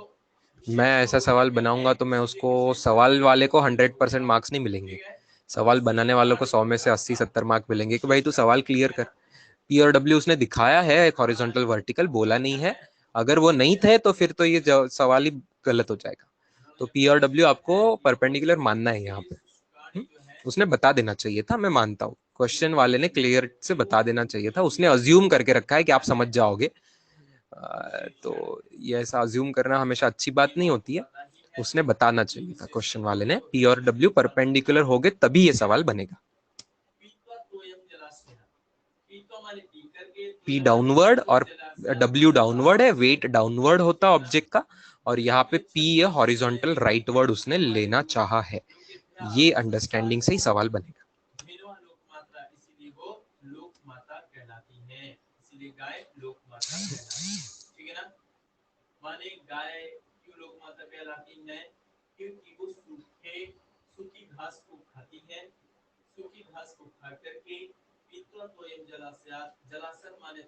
JEE के पेपर में गलतियां होती है क्या? JEE के पेपर में गलतियां होती है क्या? बिकॉज दुनिया में कोई भी चीज परफेक्ट नहीं होती है, तो कि JEE का पेपर भी इंसान ही निकालते हैं, हालांकि कोशिश करते हैं, कोई भी दुनिया का पेपर एक से ज्यादा लोगों से चेक करवाया जाता है, सब लोग उसको सैंक्शन करते हैं, सब सैंक्शन होता है, फिर भी ऐसा भी होता है दुनिया में कि एक से ज्यादा इंसान एक साथ गलती कर दे, तो कभी कभी जेई का भी पेपर का क्वेश्चन, कोई कोई क्वेश्चन ऐसा एकदम परफेक्ट ना हो, ऐसा बोल सकते। हाँ, अगर बहुत ही ग्रॉस मिस्टेक हो गई, ऐसी क्लियर मिस्टेक हो गई, तो सवाल सबको बोनस दिया जाएगा। नीट एग्जाम हो कि जेई एग्जाम हो चुका है इसके पहले ऐसा, हो चुका है ऐसा, तो इन दैट केस वो क्वेश्चन सबको बोनस मिलता है, सबको उसके मार्क्स मिलते हैं। लेकिन ऐसी छोटी मोटी समझ लेने वाली बात होगी, जैसे कि आप पीडब्ल्यू परपेंडिकुलर नहीं दिया है, तो समझने वाली बात है, उसके बिना क्वेश्चन सॉल्व ही नहीं कर सकते, है ना। तो इसके लिए ऐसे को आप परफेक्ट सवाल नहीं बोलेंगे, तो छोटी गलती है ऐसा हम बोल सकते हैं, बट इसके लिए कोई बोनस नहीं मिलेगा आपको, वो समझ के आपको सवाल सॉल्व करना एक्सपेक्टेड है। ब्लू कलर का कुछ रिपीट करने को कुछ लोग मांग रहे हैं, मयंक एंड हर्षल। देखिए बच्चों, ब्लू कलर में जो लिखा है, सेकेंड थर्ड ऑप्शन का एक्सप्लेनेशन है वो, जो ब्लू कलर में लिखा हुआ है, ब्लू कलर में जो लिखा हुआ है, डायग्राम नहीं, ब्लू कलर में जो लिखा हुआ है बीच में, वो थर्ड ऑप्शन का एक्सप्लेनेशन है। स्टार्ट मैंने किया सेकंड ऑप्शन से, इक्विलिब्रियम में वेक्टर 0, ठीक है, उसमें से एक वेक्टर को अलग साइड शिफ्ट कर दिया, कौन से वाले वेक्टर को? टी वाले वेक्टर को अलग साइड शिफ्ट कर दिया, टी वाले वेक्टर को अलग साइड शिफ्ट कर दिया, टी वाले वेक्टर को अलग साइड शिफ्ट कर दिया ताकि माइनस टी बार वो आ गया, और फिर दोनों का मॉड ले लिया स्टूडेंट्स। मॉड मतलब मैग्नीट्यूड, मैग्नीट्यूड मतलब लेंथ, तो आपको डायग्राम से दिख रहा है, राइट साइड में जो लेंथ है वो टी है, और लेफ्ट साइड में जो वेक्टर है पीडब्ल्यू का एडिशन, उसकी लेंथ आपको मिलेगी पाइथागोरस थ्योरम से बोलो, या तो लॉ ऑफ कोसाइन बोलो, उससे आपको मिल रही है। वेक्टर एडिशन भी बोल सकते हो उसको, रिजल्टेंट ऑफ वेक्टर एडिशन, जो हम 2 हफ्तों से ज्यादा करीब हो गया, हम एकदम स्टार्टिंग से पढ़ के वेक्टर एडिशन पढ़े थे, 2 हफ्ते तो जरूर हो गए। तो वो जो हमने पढ़ा था वही बार बार यूज होगा, वो दोनों साल भर यूज होगा। अभी तो 2 हफ्ते की बात चल रही है, 2 साल बार बार कई चैप्टर्स में आप वेक्टर एडिशन यूज करेंगे इस तरीके से। ठीक है, तो वेक्टर से ऐड करके उसका मॉड लिया है, तो रिजल्टेंट का मैग्नीट्यूड है, तो under root of P square plus W square है। That explains. Sir my comment, can P be momentum? नहीं, जनरली पी बार मोमेंटम के लिए भी यूज होता है, बट इस क्वेश्चन में वो मोमेंटम नहीं हो सकता। क्यों नहीं हो सकता स्टूडेंट्स? क्योंकि जो चीजें एक दूसरे को कैंसिल करती है, जिनको ऐड सब्ट्रैक्ट किया जाता है, आपको पता है वो सेम यूनिट्स डायमेंशन की चीज होती है। ठीक है, तो यहाँ पे क्लियर बात है कि ये फोर्सेस है, क्वेश्चन में भी वर्ड फोर्स बोला गया है, तो यहाँ पे P bar is a force. Okay, तो it is not a momentum. Momentum और फोर्स अलग क्वांटिटीज है, दोनों के यूनिट्स अलग है, दोनों के डायमेंशन अलग है, इसलिए।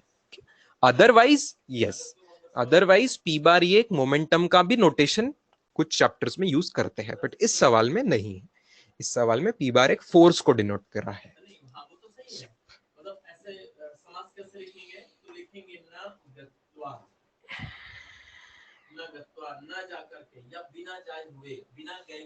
चलो बढ़े आगे स्टूडेंट्स। पता है एक ये अभी जो कमेंट आई है उस पर मैं बताना चाहता हूँ सर, ऑफलाइन कब होगा लेक्चर? एक ह्यूमन नेचर होता है, ह्यूमन बीइंग्स का, अपने सब लोगों का एक एक एक एक स्वभाव में एक ये होता है कि ह्यूमन बीइंग जब भी जो चीज है उससे खुश नहीं रहता है, कई बार मैक्सिमली, है ना? आपको ए दिया तो आपको बी अच्छा लगेगा, बी के बदले सी अच्छा लगेगा, सी के बदले एफ अच्छा लगेगा, एफ के बदले एक्स अच्छा लगेगा, एक्स के बदले जेड अच्छा लगेगा, कहीं ना कहीं वी लाइक चेंज, है ना? तो हमें तो अभी अभी ऑनलाइन चल रहा है, तो सबको लग रहा है कि सर अरे यार ऑफलाइन आने दो। ऑफलाइन रेगुलरली हो जाएगा तो फिर आप याद करोगे अरे यार ऑनलाइन के दिन भी तो अच्छे ही थे। It happens. एंड सच्चाई ये होती है कि हर एक की कुछ एडवांटेज होता है, हर एक के कोई डिसएडवांटेज भी होते हैं। ऑनलाइन में आप मस्त अच्छे तरीके से कहीं के डायग्राम उठा के मस्त कट करके स्निप करके हम डिस्प्ले कर सकते हैं, ये फायदा ऑफलाइन में नहीं होगा। लेकिन ऑफलाइन में हम एक दूसरे को देख सकते हैं, अच्छे से एक्सप्रेशन समझ में आते हैं, अच्छे से आपको 3D चीजें समझ में आ सकती है, ये भी होता है। तो जब जो है उससे भी खुश रहना चाहिए। Things are not in our control, जब ऑनलाइन ऑफलाइन शुरू हो जाएगा तो फिर वो ही करेंगे। क्वेश्चन नंबर 8 भी था, सब लोग को इंतजार खत्म करते हैं। 8th क्वेश्चन भी एकदम इसी डायग्राम जैसा था स्टूडेंट्स।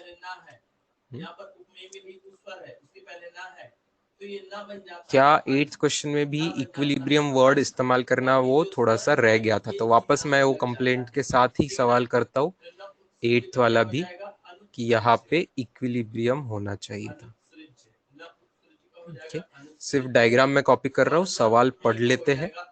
सवाल, tension in the horizontal cord 30 newton है, weight W and the tension in the string OA in newton R, tension in the string OA in newton R।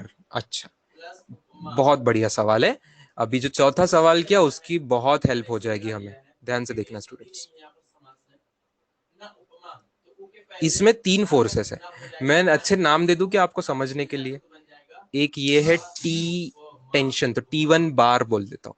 एक दूसरा टेंशन है राइट साइड में, उसको T2 बार बोल देता हूँ। और नीचे W वेक्टर है, W वेट है, तो उसको W बार बोल देता हूँ। क्या आपको समझ आ रहा है स्टूडेंट्स? तीनों फोर्सेस इक्विलिब्रियम में होंगे ऐसे सवाल में मैं अपेक्षित वर्ड कर रहा हूँ। इसका मतलब T1 बार, T2 बार और W बार मिला जुला के नल वेक्टर होना चाहिए, वो तीनों को एक दूसरे को बैलेंस करने चाहिए। ये बात समझ आ रही है? अच्छा, इस सवाल को बहुत तरीके से कर सकते हैं। जैसे हमने चौथे सवाल को अलग अलग ऑप्शन को कैसे अलग अलग तरीके से एनालाइज किया, कभी वेक्टर को राइट में लेके गए निगेटिव कर दिया, मॉड ले लिया, कभी कोई कॉस साइन कंपोनेंट लिया, ऐसे बहुत तरीके से कर सकते हैं। आपको जैसे जैसे एक्सपीरियंस आएगा आपको पता चलते जाएगा कहाँ पे कौन सी मेथड यूजफुल रहेगी। यहाँ पे मुझे एक्सपीरियंस से क्लियर पता चल रहा है कि चौथे सवाल में जहां हमने साइन थीटा कॉस थीटा के कंपोनेंट लिए थे, वैसे वाली मेथड एकदम काम में आएगी। क्यों काम में आएगी? क्योंकि W जो है वेट नीचे, वो कैंसिल हो जाएगा ऊपर वाले T1 के कॉस कंपोनेंट से। T1 के 2 टुकड़े करेंगे स्टूडेंट्स, T1 का एक कॉस टुकड़ा करेंगे T1 कॉस 30 डिग्री, और T1 का एक हॉरिजॉन्टल टुकड़ा आएगा T1 साइन 30 डिग्री। जहां एडजेसेंट है कॉस आएगा, T1 का एडजेसेंट थीटा के बाजू में जो था, है ना, T1 पूरा ऐसा था, T1 पूरा ऐसा था, तो T1 का जो थीटा के बाजू में का पार्ट था तो वहां कॉस थीटा आएगा, और बाकी जो है साइन थीटा आएगा। एंड यहाँ पे T2 है। तो क्या आपको ये समझ रहा है स्टूडेंट्स, कौन किसको कैंसिल करेगा? T2 को कौन कैंसिल करेगा? T2 को कैंसिल करने वाला है T1 साइन 30 डिग्री। और W को कौन कैंसिल करेगा स्टूडेंट्स? W को कैंसिल करेगा T1 cos 30 डिग्री। बहुत अच्छे, ठीक है, ये बात समझ आ गई इक्विलिब्रियम के लिए। अच्छा, सवाल में कुछ वैल्यूज दी हुई है ऑलरेडी। 30 न्यूटन कौन दिया हुआ है? 30 न्यूटन आपको एक वैल्यू देके के रखी है T2 के, डायग्राम में भी दिख रहा है। T2 की वैल्यू 30 न्यूटन देके रखी है। 30 न्यूटन ये T2 की वैल्यू देके रखी है। I am just trying to change the colour. Yes, 30 newton ये T2 के लेंथ वैल्यू देके रखी है। तो कैन वी पुट इट यहाँ पे? Therefore 30 is equal to T1 into sine 30 degree की वैल्यू सबको पता है हाफ होती है। यस, देयरफॉर क्या आपको इससे T1 की वैल्यू मिल रही है 60, ये भी न्यूटन में ही आएगी। ये बात समझ आई स्टूडेंट्स? T2 की वैल्यू 30 क्वेश्चन में गिवन थी, T2 की वैल्यू 30 क्वेश्चन में गिवन थी, ठीक है। इस पर से हमारा T1 का सॉल्व हो गया इक्वेशंस पर से। अच्छा, W बचा है, आ जाओ उस पे भी अब। Therefore W is equal to T1 की वैल्यू अभी अभी निकाली हमने 60 इंटू कॉस 30 डिग्री होता है √3/2, कर लो सॉल्व, सो 30 √3 न्यूटन। ये आ रहा है आंसर ऑफ W। मतलब वेट आ रहा है 30 √3 न्यूटन और T1 आ रहा है 60 न्यूटन। चलो लिख लीजिए, लिख लीजिए। ये डीपीपी ने आपका, मैं बोलता हूँ, बहुत फायदा करा रही है वाले डीपीपी। आपको इतने आगे आगे के कंसेप्ट भी इतने जल्दी पता चल जा रहे हैं। ये पता है बहुत सारे चैप्टर्स के बाद आने वाला है, ये न्यूटन्स लॉज वाले चैप्टर में आता है, कुछ महीनों बाद पढ़ने वाले हो आप, उसकी झलक ऑलरेडी इस सवाल ने आपको यहाँ दे दी। इक्विलिब्रियम बेटा सवाल में दिया होगा, सवाल में देना चाहिए। इक्विलिब्रियम है मतलब फोर्सेस बैलेंस कर रहे हैं, ये सवाल में देना चाहिए। ओके, तीनों फोर्सेस एक दूसरे को बैलेंस कर रहे हैं, ये सवाल में देना चाहिए। आप मान लो कि सवाल में वो छपना चाहिए था करके। Can we write T2 by W is equal to tan 30 degree? T2 by W नहीं बेटा, T1 by W तुम बोल रहे हो। T2 by W is हाँ सही, T2 by W is tan 30 degree भी लिख सकते हो, बिल्कुल सही, बिल्कुल सही। Pranav Jadhav, very correct. पिछले वाले सवाल के जैसे तुम वैसे भी लिख सकते हो, दैट्स ट्रू। साथ पुते कौन सा ऑप्शन समझा नहीं बताओ। पिछला सवाल अगर लिखा है आपने, पिछला सवाल समझा था, उसको ये सवाल समझना ही चाहिए, क्योंकि पिछले सवाल का एक ऑप्शन के भरोसे ही ये सवाल किया गया, राइट। लिख लीजिए थोड़ा सा, गिव योरसेल्फ टाइम। लाइफ में पहली बार देख रहे हो ये चीजें, पहली दूसरी बार देख रहे हो, आज आधे घंटे के अंदर दूसरी बार ये चीज, थोड़ा सा टाइम लगेगा ये इसको, है ना, ऐसा एकदम क्या बोलेंगे, ऐसे सिंक होने में, आपके दिमाग को सिंक होने में ये मेथड को थोड़ा टाइम लगेगा। टेक योर टाइम, अच्छे से कॉपी कर लीजिए, नोट कर लीजिए। एक बहुत अच्छी स्टोरी मैंने पढ़ी थी, वो मैं आपको हिंदी में बताता हूँ। जब भगवान रामचंद्र जी ने लंका को जीत लिया, रावण को मार दिया, तो लक्ष्मण जी ने भगवान रामचंद्र जी से कहा कि हे भगवान, डायग्राम एक्सप्लेन कीजिए। डायग्राम बेटा देख, वो एक पॉइंट है, वहां पे 3 फोर्सेस लग रहे हैं। एक फोर्स है, एक धागा जहां अटका हुआ है वहां का एक टेंशन रहता है, दूसरा धागा है तो उसका भी एक टेंशन रहेगा, और नीचे अर्थ पुल करती है तो वेट रहेगा, ठीक है। ये डायग्राम है, तो ये 3 फोर्सेस एक दूसरे को कैंसिल कर रहे हैं, इसलिए इक्विलिब्रियम, इसलिए तीनों के एडिशन 0, इसलिए वो एक दूसरे को कैंसिल करने चाहिए। और 30 डिग्री कौन सा एंगल है? जो डायग्राम में दिखाया हुआ था, ये डायग्राम। T1 T2 नाम मैंने अपने मन से दिए, सवाल में कुछ दिया नहीं था, हमें तो सॉल्व करना है तो कुछ नाम देना पड़ेगा, इसलिए मैंने T1 T2 नाम दिए। T1 T2 for tension first and tension second, दो अलग अलग धागों को धागा 1 धागा 2 नाम देके उसका टेंशन को T1 T2। T2 हॉरिजॉन्टल है, T2 हॉरिजॉन्टल है, T2 हॉरिजॉन्टल है बेटा। T2 को कौन कैंसिल करेगा? T2 को कैंसिल करेगा T2 के जो पीछे है। T2 को कौन कैंसिल करेगा? T2 हॉरिजॉन्टल है तो T2 को कैंसिल करने वाला है T1 साइन 30 डिग्री। ठीक है, हाँ वही ब्लू वाले डायग्राम से आया ये। T2 को कैंसिल करेगा T2 के जो अपोजिट में है। ओके, और W को कौन कैंसिल करेगा? W को कैंसिल करेगा जो उसके अपोजिट में है। मैंने बोला था ना, नीचे वाले को खड़े वाले को खड़ा कैंसिल करता, आड़े वाले को आड़ा कैंसिल करता। तो T2 आड़ा था तो T2 आड़े वाले ने कैंसिल किया, और W खड़ा था तो खड़े वाले को खड़े वाले ने कैंसिल किया। वही मैंने आगे इक्वेशन में ब्लू कलर से लिख दिया और बाद में सॉल्व कर दिया।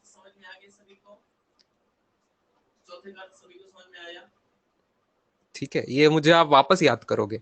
हो सकता है अभी बैचेस एग्जाम के बाद बढ़ जाए, अलग अलग बैचेस आपकी छोटी छोटी बैचेस हो जाए, तो हर बैच को सेम टीचर नहीं पढ़ा सकते, हर बैचेस को अलग अलग टीचर्स पढ़ाएंगे। हो सकता है कुछ लोगों को वापस मैं पढ़ाऊंगा, कुछ लोगों को वापस मैं नहीं पढ़ाऊंगा। हो सकता है कुछ अगले चैप्टर्स बाद कुछ महीनों बाद मैं वापस पढ़ाऊंगा कुछ बैच को जिसको अभी नहीं पढ़ाऊंगा अगले महीने, है ना। तो changes will happen for different chapters. लेकिन जो भी जब भी आपको ये पढ़ाएगा आप मुझे याद करोगे 2-3 महीने बाद, क्योंकि ये आपको वापस पढ़ाया जाएगा न्यूटन्स लॉज ऑफ मोशन नाम के चैप्टर में बच्चों। ठीक है,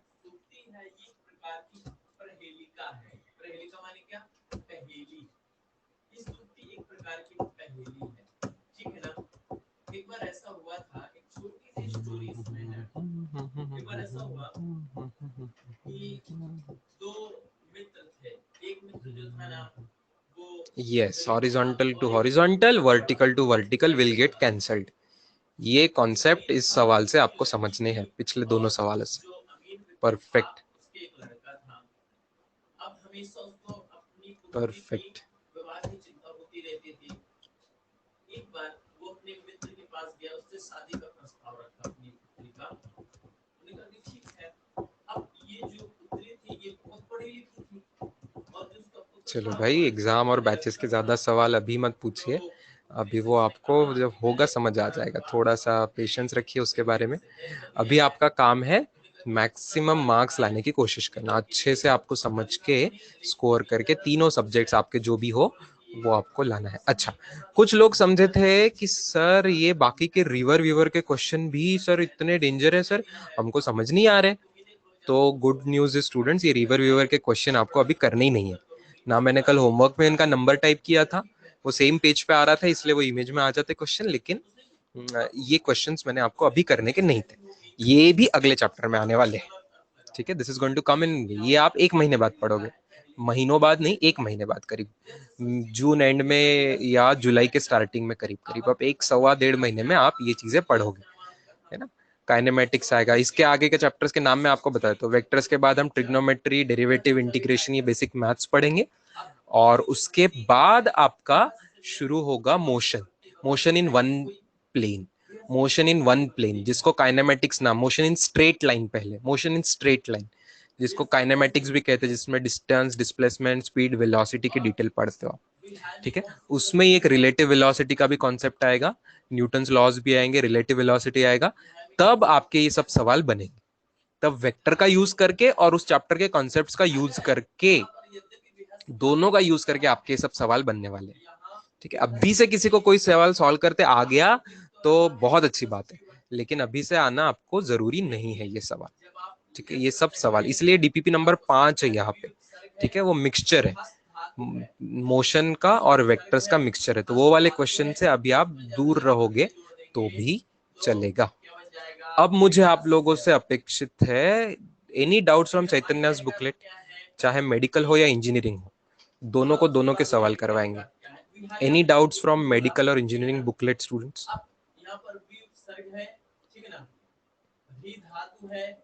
कल के होमवर्क मैंने आपको वो भी अटेम्प्ट करने का बोला था। तो क्या बन जाएगा? हार्ड कॉपी, सॉफ्ट कॉपी, जिसी भी फॉर्मेट में आपके पास बुकलेट है वो। ठीक है, नहीं, चलो ठीक है। बुकलेट की पीडीएफ जिन जिन ने मुझे मांगी थी बच्चों, उनको मिल चुकी है। ग्रुप पे नहीं डाली थी मैंने, कुछ ही लोगों को है, क्योंकि हार्ड कॉपी अगर आप ले सकते हो बारामती में खुद आके यहाँ से, तो वो ज्यादा अच्छा है, आपको इजी होता है सॉल्व करना। लेकिन अगर हार्ड कॉपी आपको नहीं ले पाते, उन लोगों ने मांगी थी तो मैंने सॉफ्ट कॉपी दे दी थी। तो आप मुझे मांग लीजिए, मैं सॉफ्ट कॉपी आपको मिल जाएगी। इंजीनियरिंग वालों को भी मिल जाएगी उनकी वाली, मेडिकल वालों को मेडिकल वालों की मिल जाएगी।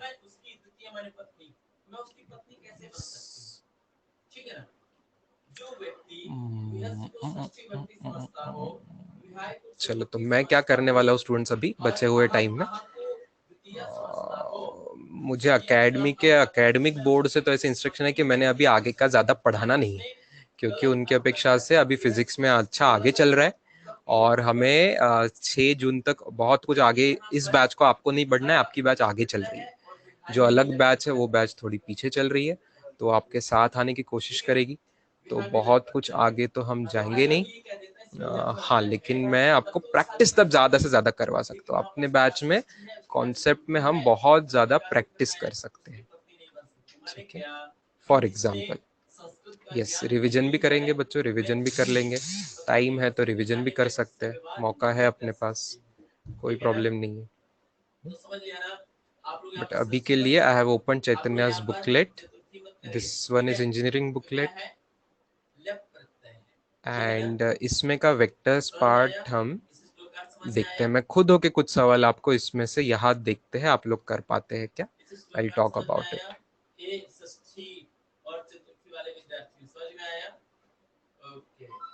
अब आप बता दो जरा, बेहस में कौन सा प्रत्यय है? बेहस में प्रत्यय है या विभक्ति है? बेहस में प्रत्यय है या विभक्ति? चलो, बिल्कुल, बहुत अच्छा। विहाय में विभक्ति है या प्रत्यय है? विहाय में प्रत्यय है या विभक्ति? ये फिल इन द ब्लैंक वाला question students.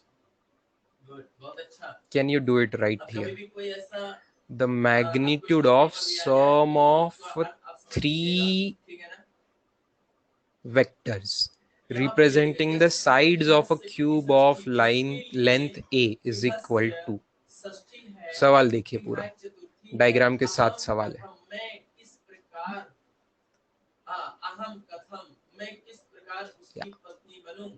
This is on which page number? Some of you are wanting page numbers. This is on page number 31 to be precise. This is on page 31 of engineering booklet which I have. Okay? तो hard copy जिन्होंने collect किया वो वहां से भी खोल सकते हैं, बाकी लोग डायग्राम में देखिए, A bar B bar C bar, 3 vectors diagram में आपको दिख रहे हैं। पूछा क्या है? Magnitude of sum of 3 vectors. सवाल समझ में आ रहा है? मैग्नीट्यूड ऑफ सम ऑफ, पहले आपको सम करनी पड़ेगी और उसका मैग्नीट्यूड।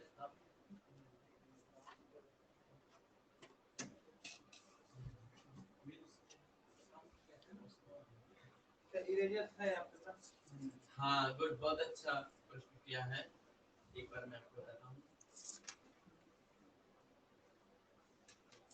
विहस्य माने हंस करके, विहस्य का मतलब मैं इसके ऊपर मिटा दूं, बहुत इसमें वो हो गया है, मैं दोबारा इसको बना लेता हूँ, ठीक है। अच्छा, एक डाउट आया है मेडिकल बुकलेट से भी, जरूर आएंगे उस पे। पहले अभी ये क्वेश्चन शुरू किया है तो वो कर देते। मेडिकल बुकलेट का 62 नंबर क्वेश्चन पूछा गया है, we will come to that, ठीक है। तो चलो स्टूडेंट्स, यहाँ पर आपने पूछा विहस्य का मतलब क्या है, तो विहस्य का मतलब है हंस करके।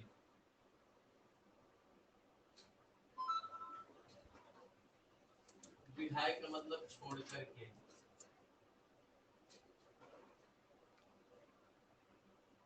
देखो ना, आप समझ लीजिए।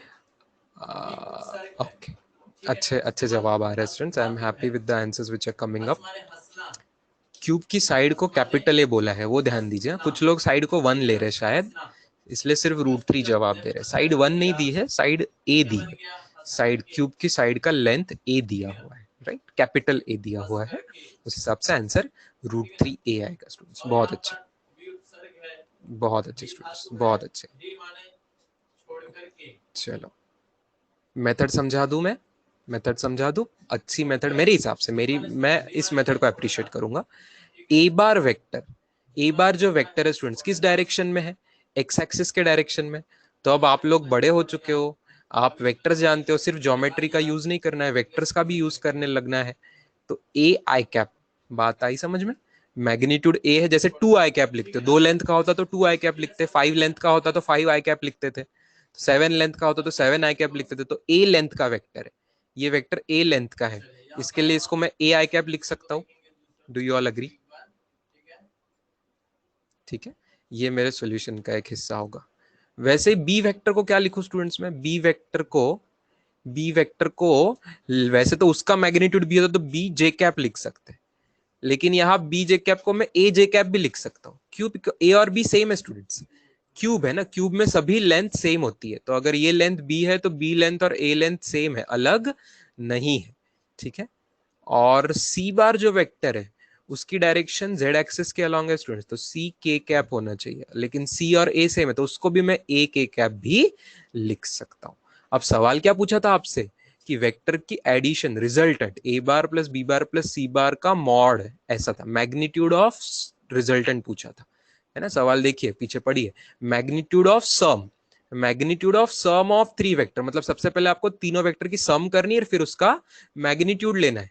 सवाल समझना चाहिए। तो A bar plus B bar plus C bar का मॉड लेना है, is equal to mod of क्या हो जाएगा, A I cap plus A J cap plus A K cap, तीनों की सम हो जाएगी और ऐसा मॉड इज इक्वल टू, अब तो आप जानते ही हो Pythagoras, under root of A square plus A square,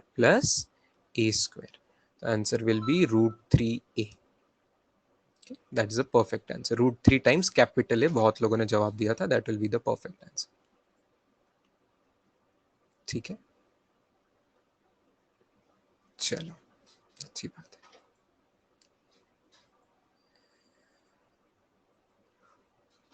अच्छा तीसरा सवाल बता दो, तीसरा आसान है, मैं टफ के बाद एक आसान सवाल लेना चाहता हूँ। तीसरा सवाल आसान है, तीसरा सवाल आसान है।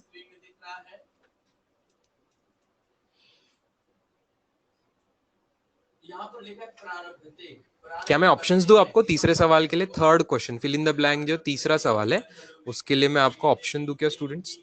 I will give option, yes yes I will give options, I will give options, और मैं आपको फंसाने की पूरी कोशिश करूंगा।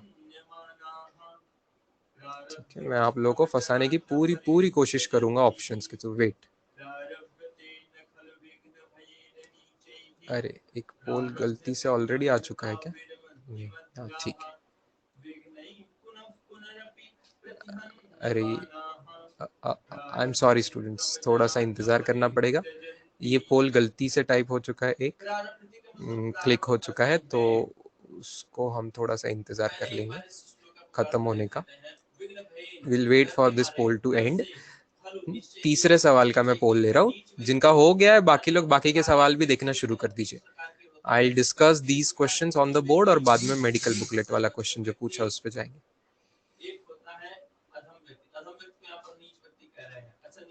चौथा सवाल मत कीजिए अभी, चौथे सवाल की आपको जरूरत नहीं है अभी।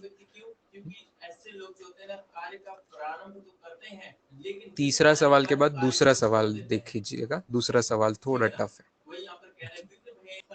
चलो now I am trying to give you the options for third question. पहला ऑप्शन है A B, A into B, दूसरा ऑप्शन है 1, तीसरा ऑप्शन है 0 और चौथा ऑप्शन है नन ऑफ दीज। ठीक है, आपके पास आधे मिनट का टाइम है इसके लिए। लेकिन मध्यम उत्तम व्यक्ति कौन होते हैं? विघ्न आते रहते हैं, वो विघ्नों का सामना करते रहते हैं और बाद में सफल भी हो थर्ड सवाल के जवाब के लिए आपके पास पोल शुरू हो चुका है।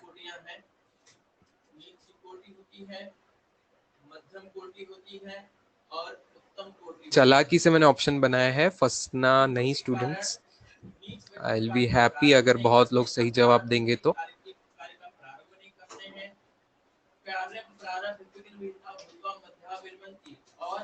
कार्य का प्रारंभ करके विघ्न आने पर मध्यम व्यक्ति जो होते हैं वो कार्य को छोड़ देते हैं, कार्य को वहीं पर रोक देते हैं।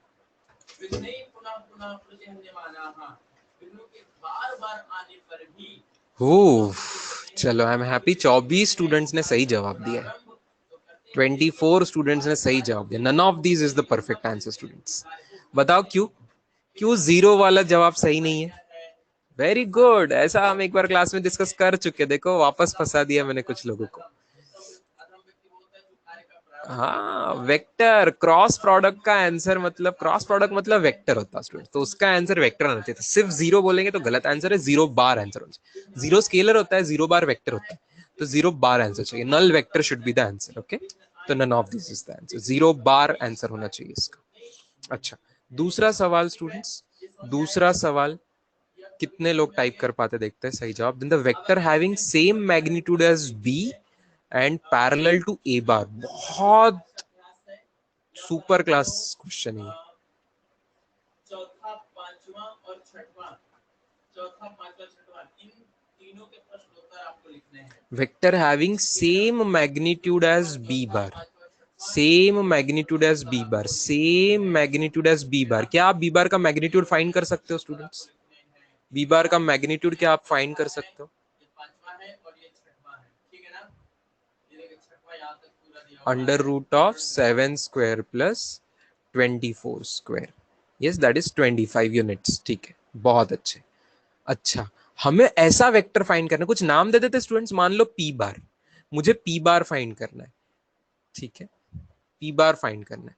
तो क्या आप लोग समझते हो पी बार मतलब खुद का मैग्नीट्यूड इनटू डायरेक्शन देने वाला यूनिट वेक्टर, ये होगा एनी पी बार। आंसर जो होगा, पी बार मतलब खुद का मैग्नीट्यूड और यूनिट वेक्टर होता है। लेकिन सवाल अगर हम ध्यान से पढ़ते हैं तो magnitude same as B bar बोल रहे हैं, तो मैं मैग्नीट्यूड को बी मैग्नीट्यूड लिख लूं, ठीक है। लेकिन डायरेक्शन कौन सी बोल रहे हैं? पैरेलल टू ए बार है। पैरेलल टू ए बार मतलब वो डायरेक्शन ए कैप वाली डायरेक्शन लेना चाह रहा है, डायरेक्शन ए कैप वाली लेना चाह रहा है। ये सब समझा क्या? मैग्नीट्यूड वो बी का लेने बोल रहा है हमको, लेकिन डायरेक्शन ए की लेने बोल रहा है। पैरेलल मतलब उसी की डायरेक्शन ना। बहुत अच्छे स्टूडेंट्स, कुछ लोग के जवाब सही आ रहे हैं। मैंने जो बोर्ड पे लिखा हुआ बाकी सबको भी समझा क्या स्टूडेंट्स, कि हम जो वेक्टर चाहते हैं उसका मैग्नीट्यूड तो बी का चाहते हैं, लेकिन डायरेक्शन ए वाली चाहते हैं, इसलिए मैं ए कैप लूंगा। ये समझे? तो अब आगे आप सॉल्व कर लेंगे, तो आंसर क्या आ जाएगा? बी का मैग्नीट्यूड है 25 और ए कैप क्या है स्टूडेंट्स? ए कैप निकालना जानते हैं सब लोग, ए का बार दिया हुआ है, तो ए बार, ए कैप को लिखोगे आप ए बार डिवाइडेड बाय उसका खुद का magnitude, that will be A cap. मतलब आएगा आपका 25 into 3i cap plus 4j cap divided by under root of 3 square plus 4 square. ध्यान से देखना, under root of 3 square plus 4, 5 आएगा डिनोमिनेटर, तो एक 5 5 कैंसिल होके आपका आंसर आएगा 5 into 3i cap plus 4j cap, जो कि बहुत अच्छे तरीके से कुछ लोगों ने परफेक्ट जवाब टाइप किया है। 15j cap, 15i cap plus 20j cap, ये आंसर होगा। मेडिकल स्टूडेंट्स भी लिख लीजिए, बिल्कुल बनता है ये सवाल, नीट में भी आ सकता है, जेई में भी आ सकता है, नीट में भी आ सकता है। बिल्कुल क्वालिटी क्वेश्चन, बेसिक्स पे है, एकदम बेसिक चीजों पे।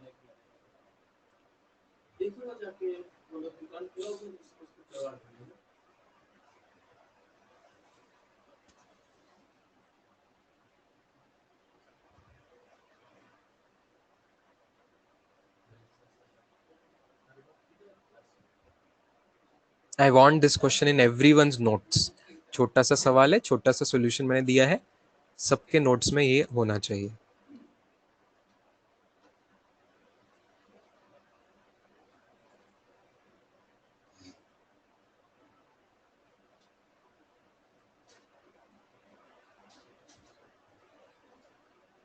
ठीक है, ठीक है, मैं दिखाऊंगा। Let me come to the question, exercise 2 medical booklet का एक डाउट पूछा गया है, उस पे आते हैं। Question number 62। बाप रे, बहुत अच्छे, बहुत सारे क्वेश्चंस इसमें भी है स्टूडेंट्स आपके पास, देखिए many many questions are there. उसमें से क्वेश्चन नंबर 62 पूछा गया है। वाह, very good question. We will end today's class with this 62 question जो कि पूछा गया है। अच्छा, कुछ लोग ये लिखने का वेट करें, लिख लीजिए, आधा मिनट और आपको लिखने के लिए।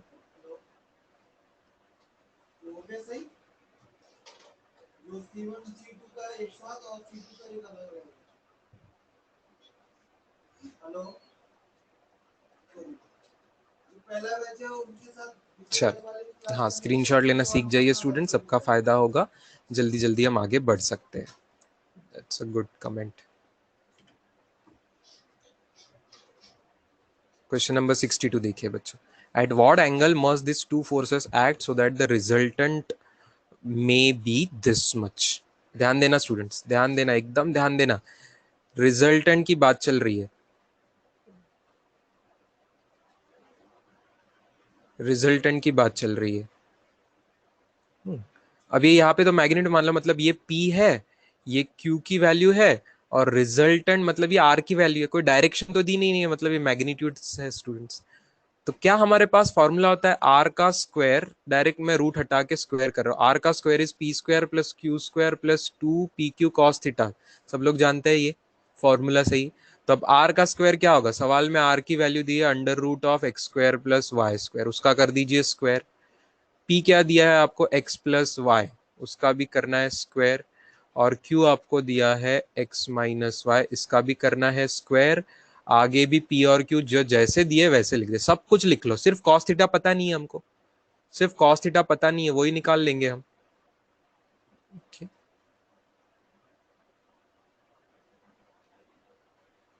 करिए, थोड़ा सा मैथ्स है स्टूडेंट्स, यहाँ पे अलजेब्रा है, होल स्क्वायर का एक्सपांशन कीजिए सही तरीके से, 8th स्टैंडर्ड में पढ़े हुए थे, a plus B whole square, a minus B whole square कर दिया यहाँ पे आपने एक्सपांड, और सब कुछ डिटेल में स्टेप चल रही है यहाँ तक। क्या कुछ कैंसिल हो रहा है, देखिए, कुछ कैंसिल हुआ, यहाँ कुछ कैंसिल हुआ, वहां कुछ कैंसिल हुआ, हुआ ना। अच्छा, हुआ। अब अब 2xy भी राइट साइड में कैंसिल हो रहा है, 2xy की टर्म यहाँ से कैंसिल हो रही है, ठीक है, ध्यान देना स्टूडेंट्स। अब बचा क्या, X square plus Y square right side में बचा, उसको लेफ्ट साइड में लेके जाएंगे तो आएगा minus of X square plus Y square, और राइट साइड में है 2 into X square minus Y square into cos theta. क्या आप अभी बता सकते हो कौन सा ऑप्शन जवाब होगा? इस स्टेप तक मैंने आपको ला दिया, इसके बाद मुझे कोई आंसर टाइप करके बताएगा, आंसर क्या आएगा एबीसीडी ऑप्शन में से। कॉस थीटा आपको क्या आ रहा है देखिए, कॉस थीटा क्या आ रहा है देखिए, तो फिर थीटा को कॉस इनवर्स कैसा लिखेंगे? Very good, first option will be the answer, the first, very first option will the answer, लिख लीजिए स्टूडेंट्स। चलो, we stop here with this, ये जिनका लिखना हो जाता है कैन स्टार्ट एग्जिटिंग। आज वापस आपको बुकलेट का ही होमवर्क है, कुछ लोग अभी तक बुकलेट रेफर नहीं किए हैं, तो ठीक है, ग्रुप पे भी आपको बुकलेट्स डाल देता हूँ मैं आज, दोनों वाली, और आज आप उसमें से सॉल्व कीजिए, ऐसे बहुत सारे अच्छे अच्छे क्वेश्चंस दोनों बुकलेट्स में आपको मिलेंगे। चलो, have a good day students, bye.